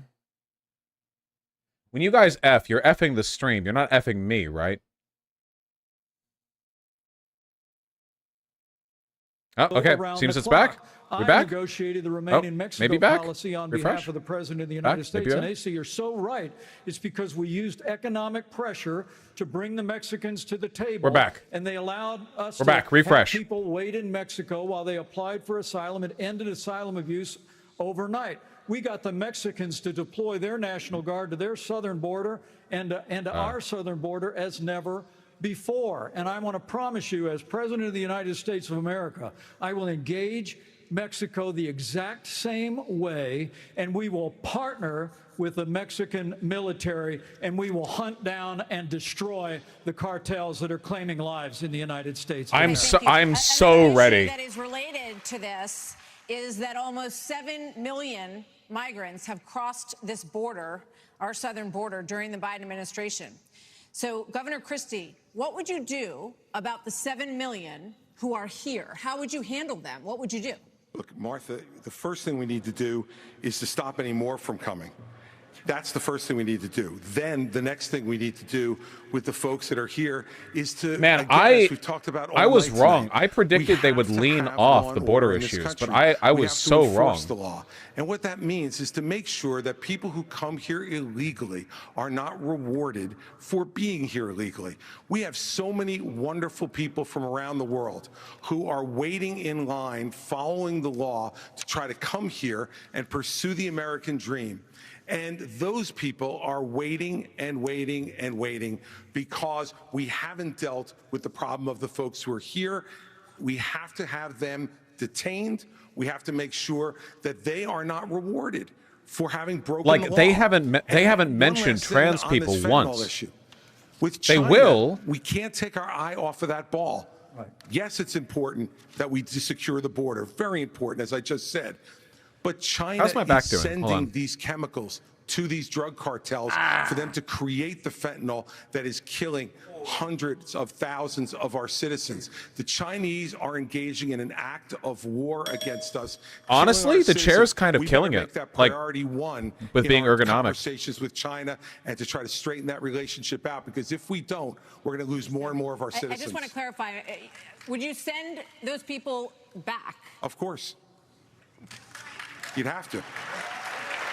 We have a lot of issues that Americans care about. Next up, we're going to talk about the crisis in education, as millions of American children are not proficient in reading or math after this. What? Okay. What? Really? Are we? Okay. I think that what we're so like political analysis. What I think we're seeing right here, we're seeing a couple of things. First of all, like point A, the GOP is so fucking desperate to move people away from Trump. That's point number one. Point number two, they're also desperate to move away from these culture war talking points because they're all tied to DeSantis like a sinking ship.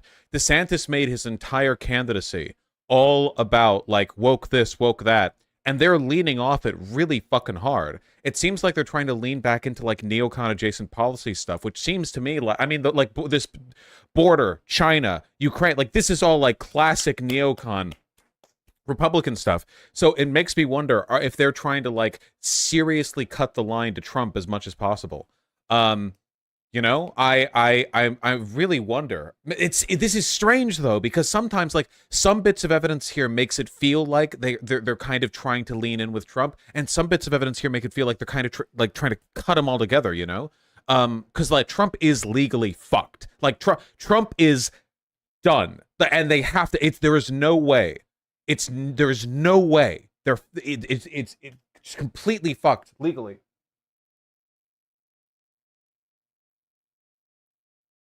Artemy has dragged one of Ruben's toys away and is chewing on it. I don't think Ruben's even in there. I think he's just eating the fucking burrito or whatever. Whatever, man. As long as he's having fun. Okay, so overall, this debate is making me really happy. I think it speaks to weakness because it's all over the place. There's no coherent line. There is no coherence here. On one hand, people cheer about like pulling out Ukraine. On the other hand, people cheer about Ukraine. People are talking about how they don't want state bans for abortion, and other people are like, "Yeah, bro, like I was the one. I've been fighting abortion my whole life." You know, people like it's all over the place. It's not just like people debating internally in a democratically healthy way. It's people having no idea what the next pathway is. You know. It does give Vivek a lot of attention, but I don't think Vivek can win. I'm just going to say it flat out. He's young, uncharismatic, and brown. And that's it, really. I don't think he can really win within the GOP for those reasons. He's not that charismatic. He has like a whiny, nasally Ben Shapiro kind of like wizard thing going on. Like, you know, whiz kid thing going on. Like, it doesn't sell. Donald Trump, people are like, oh, well, Donald Trump was an unexperienced candidate too. Donald Trump is like a hyper-charismatic, brash, old, wealthy, white man. Those all play to GOP, like, preferences when it comes to populism. Not so much with Vivek. Vivek is getting dogpiled up there, man. Everyone else is making fun of it. People were booing him. Like, I don't know what the road forward is. It just seems like they're throwing everything at the wall and seeing what sticks, and that makes me feel really good. It makes me feel like they had kind of a bubble with Trump, but it's falling apart, and they can't replicate that magic in somebody else. Nobody on this stage can be the president. Nobody can. Pence has too much baggage. Chris Christie is, too fat and uncharismatic. Vivek is too whiny, annoying, and uncharismatic, and also he's brown. Nobody up here can be president. So what are we doing, fighting over VP slots? Like, maybe Vivek might be vice president, but that's only if Trump wins and isn't, like, arrested or death penalty or fucking, you know? You know what I'm talking about here, right? Okay, we're back on.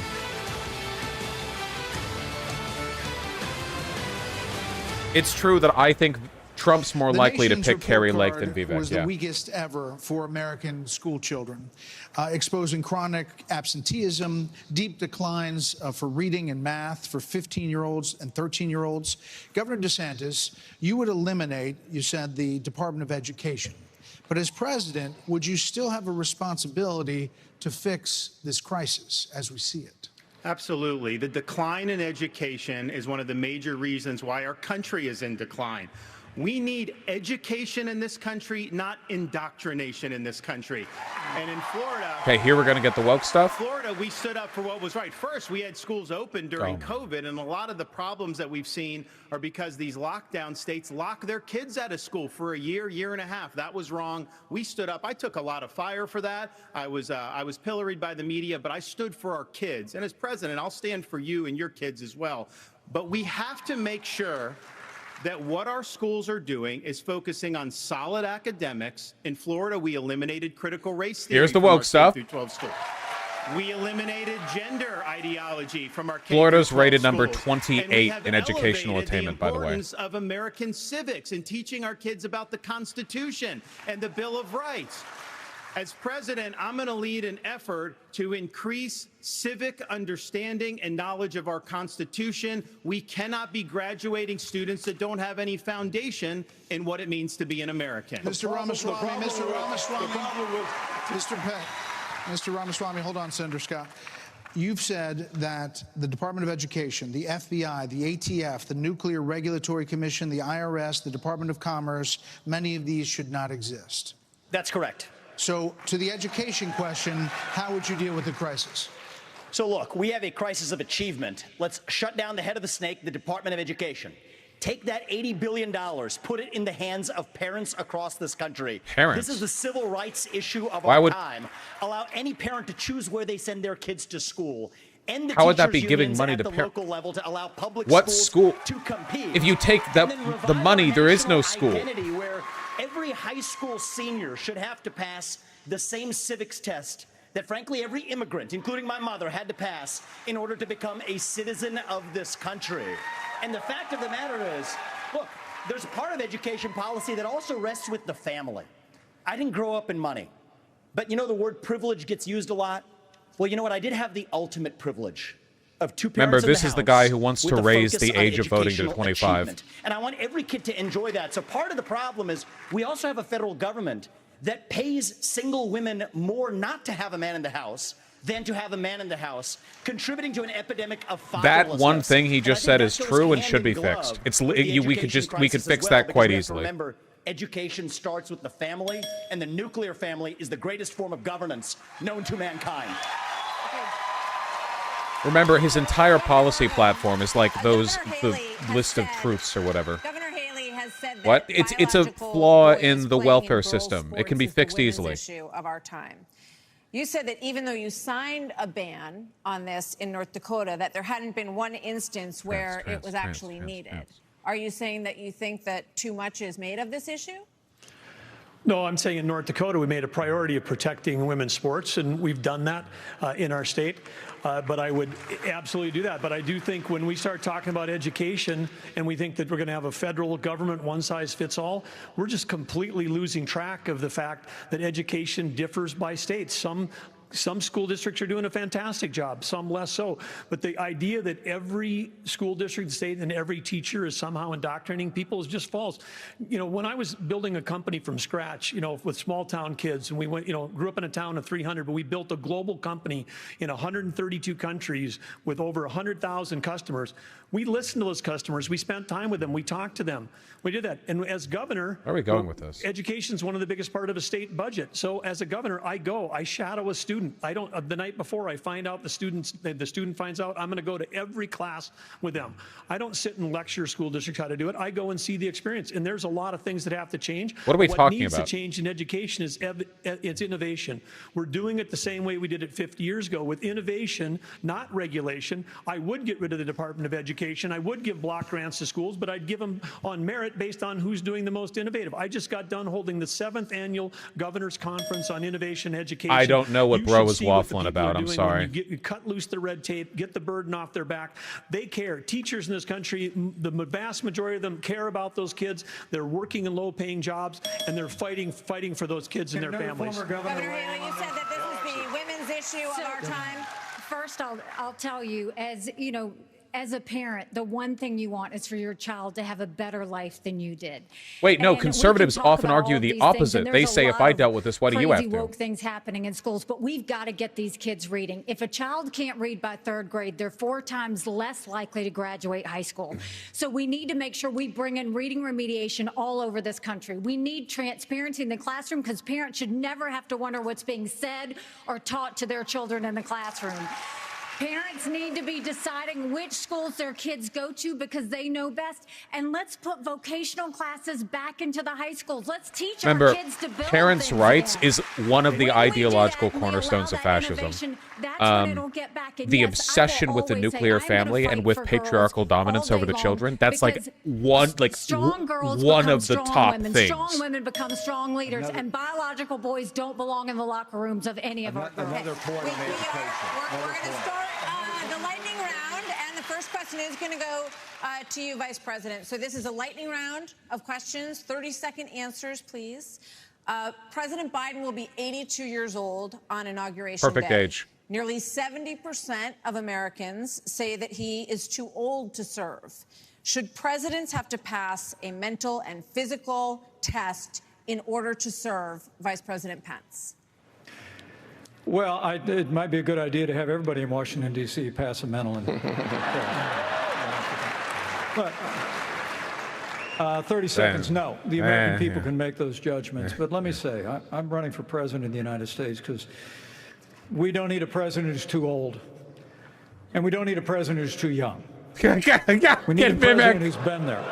Turn it around. A president who knows how Congress works, how the White House works, how states work. And on this education issue, Martha, I was fighting against No Child Left Behind when Republicans were doubling the Department of Education.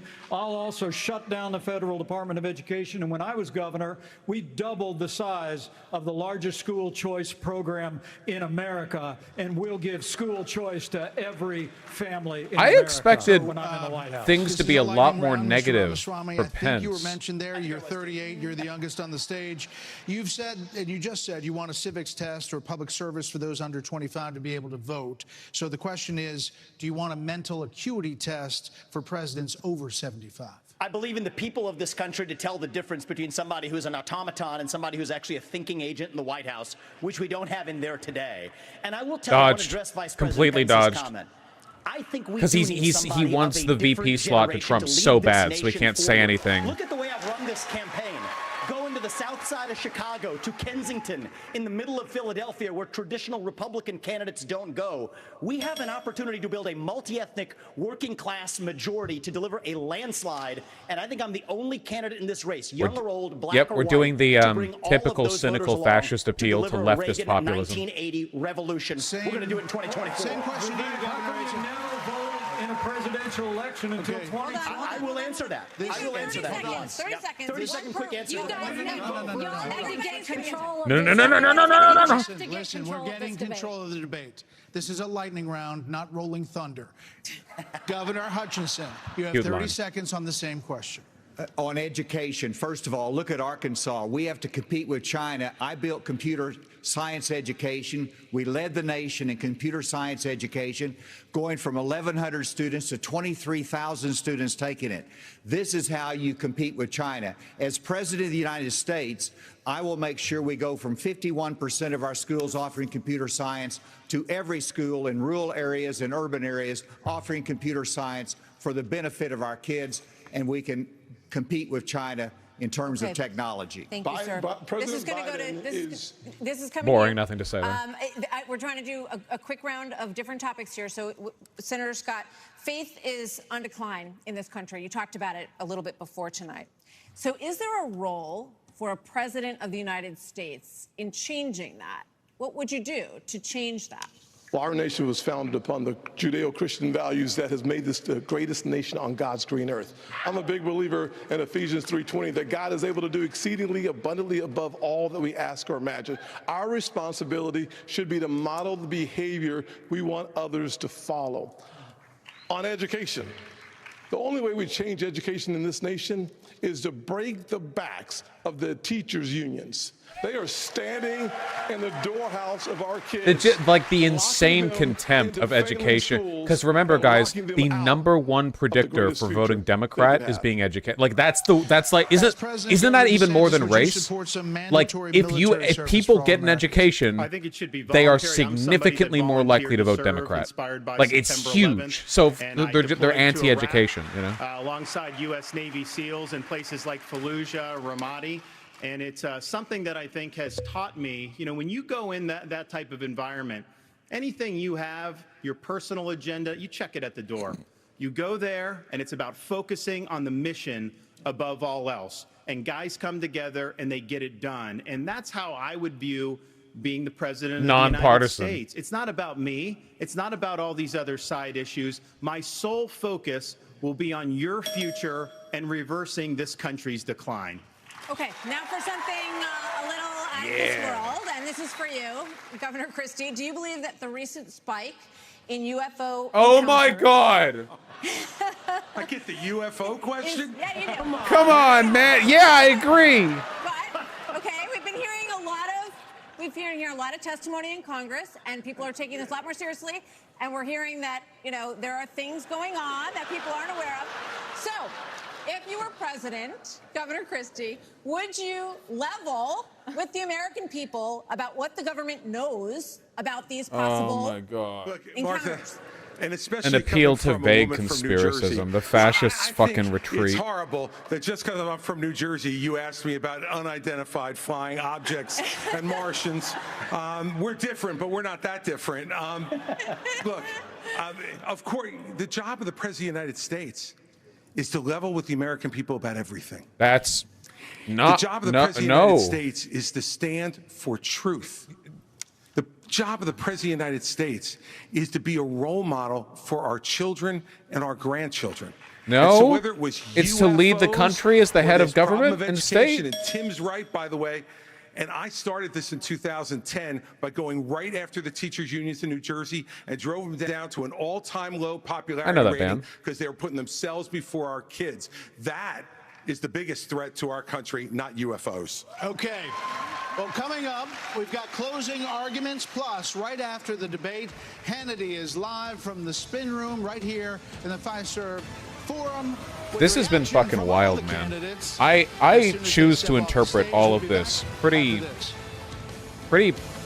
positively for the Democrats. Like, none of this feels like it projects so much incoherence and so much weakness and so much like internal. I guess the thing that gets me the most is that it feels like there's no one candidate that anyone could be to capture everything the GOP needs. Like, they need a candidate that has the charisma necessary to carry forward the populist agenda of Donald Trump and his campaign team, but that same agenda was what got him 100 federal charges. So they can't really do that.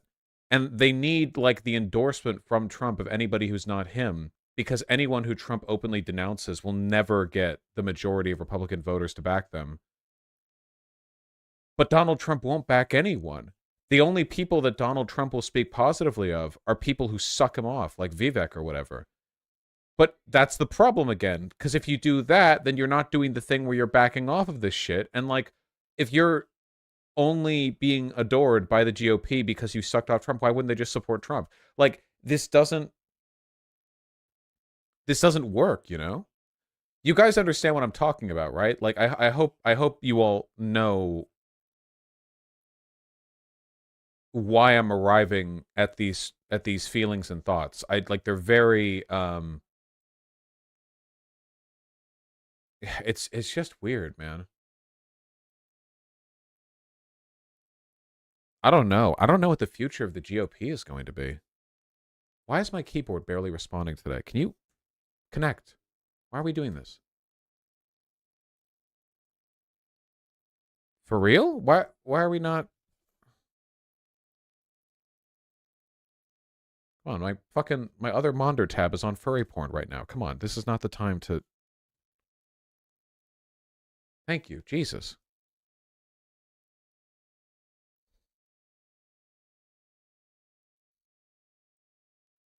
$10 keyboard?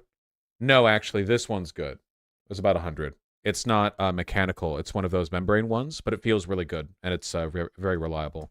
But it's been a little bit weird today since I did some fussing about with my my desk. So I don't know if I just moved it to the wrong USB port and need to switch it back or something.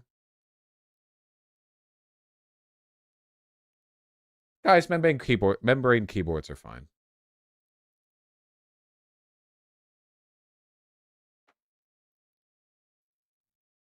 What keyboard is it? I don't know. It's a Logitech membrane keyboard that was like 80 to 100 bucks. I'm sure if you like looked, I've got it on Amazon, so I'm sure if you looked there, you would find it.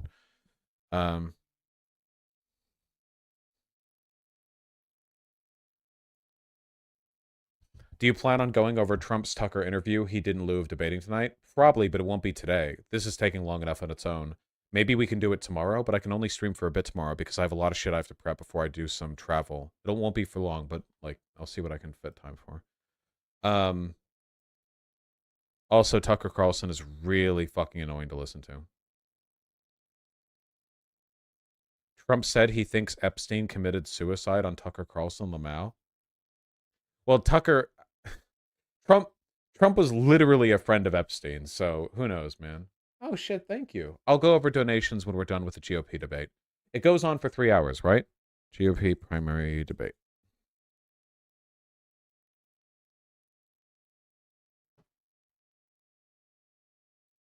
I have to fix my cat. There's a lot of stuff I'm changing about how my desk is laid out right now. I don't want to get a third monitor, but I don't like that my camera looks down on me, you know? Like, right now I'm looking dead center at my primary monitor, and like, you know, I'd rather be a little more dead on, so I need to think of how I'm going to do that. Because the camera is above my monitor, so it's going to be pointed down kind of naturally. I can get a different lens that will allow for something not orthographic, but closer to an orthographic view.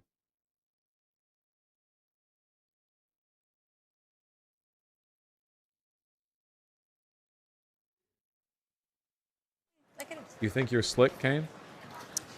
A live look at the Reagan Library as the sun sets in Simi Valley, California. We're back. We'll see there next month when our colleagues at Fox Business host the next 2024 showdown. Fox Business is partnering with Univision, the Reagan Foundation, and Rumble to bring you the second Republican presidential debate on September 27th. It looks pretty nice there. 20 years ago, 70% of American adults said they were extremely proud to be an American. That number has now plummeted to just 39%. Hey, so let's get that down to 0. In his pitch to get to the Oval Office, President Reagan called America the shining city on a hill, a beacon of hope and optimism. So in your closing statement tonight, please tell American voters why you are the person who can inspire this nation to a better day. These are 45 seconds, and we begin with Governor Burgum. I'm sure it'll be 45 seconds. I understand why America's hurting. Biden's inflation is choking us. I grew up in a small town. My dad died when I was a freshman in high school. My mom, widow of 3, went back to work. Every job I had growing up was one where I took a shower at the end of the day, not at the beginning of the day. Our cities are less safe because of the fentanyl pouring into this country. Our economy is being crushed by Biden's energy policies, which are raising the cost of every product you buy, not just the gasoline at the pump. One thing that I'll do as president, I'll secure the border. I'll get this economy sprinting, not crawling like it is right now.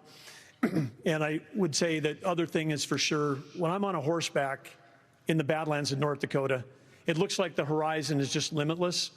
And when you can almost see beyond that horizon, you can see that this great country, our future is unlimited. But we've got to focus on innovation, not regulation. We've got to cut the red tape. We've got to drive ourselves forward. The way we win the Cold War with China is by growing our economy and through innovation. And as president, I will bring out the best of America. I will improve every American life. Okay, so that was nothing. There was nothing here. It's nothing. It's empty. Governor Hutchinson? Our nation is in trouble. And it's in trouble because of failed leadership. And the solution is not 4 more years of Joseph Biden. The solution is not 4 more years of Donald Trump. The solution is new leadership that can bring bold ideas to America. Wait, was and to that bring out last the best dono of from America. fucking A president's Streamlabs? #1 responsibility is to bring out the best of our people. That's what Ronald Reagan did. And he did it with optimism and hope for our country, with a consistent conservatism. That's exactly what I bring.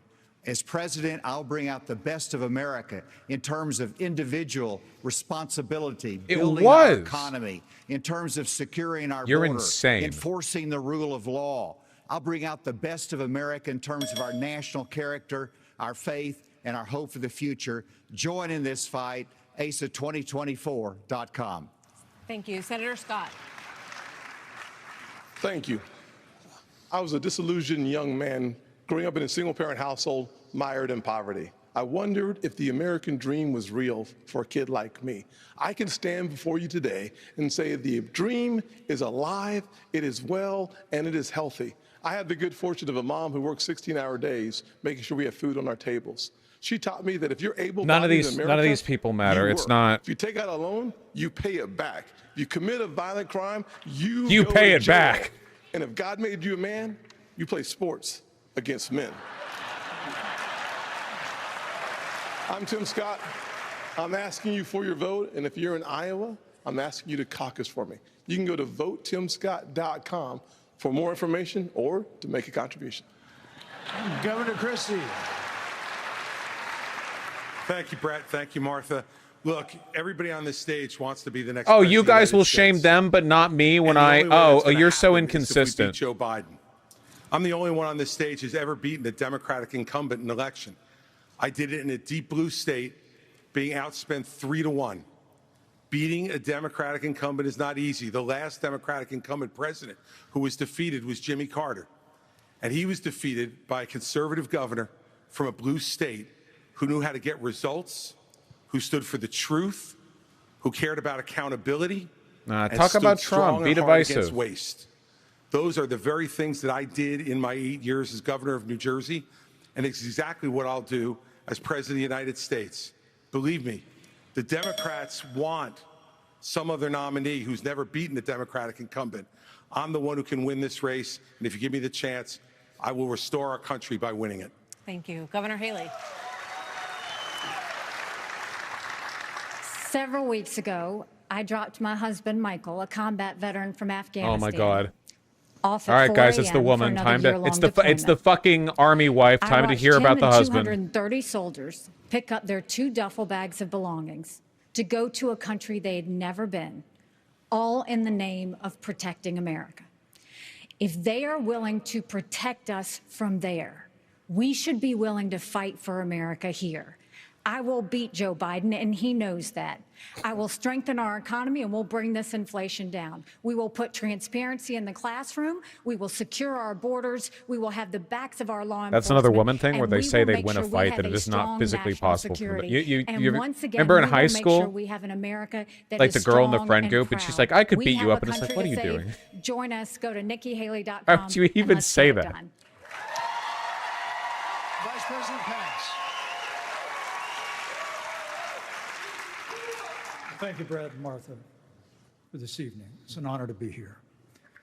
Joe Biden has weakened America at home and abroad. Why does Mike Pence look like a fighter pilot? The disastrous withdrawal Sorry, from wait, not a pilot, Afghanistan, like a fighter plane. their war on energy, Like he looks like a runaway plane. spending that launched the worst inflation in 40 years, a crisis at our southern border, an assault on our values and liberties. And the Like American June. people have had enough.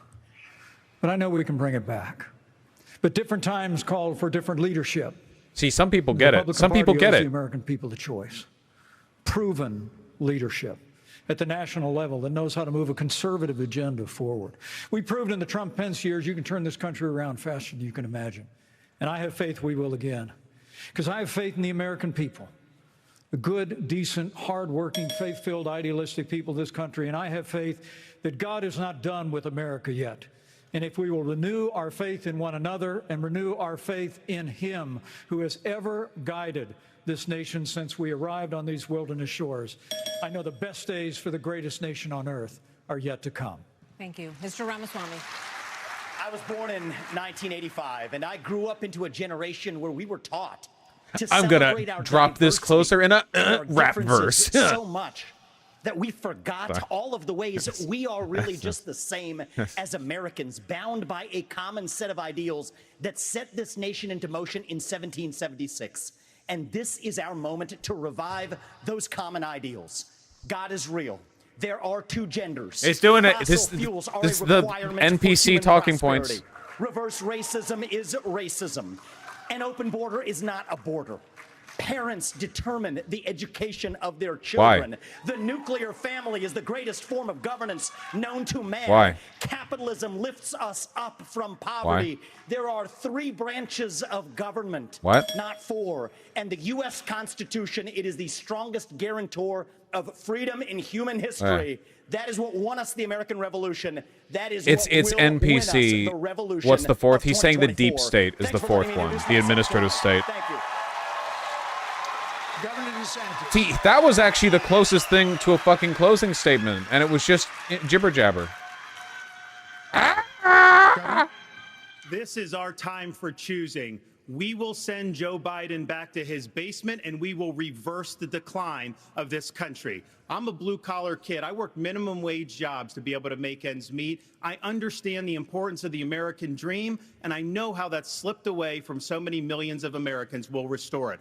I'm a veteran who served in Iraq. I know what it means to put service above self. I'm also a dad and a husband to 6'5" and 3-year-old. I understand the importance of protecting parents' rights and the I thought he well-being was of our saying about children. his In son. Florida, He's we 6'5" showed and it could 3 be years done. old. I made promises and I delivered on all of those promises. 2024 is make or break. We're not getting a mulligan, no excuses.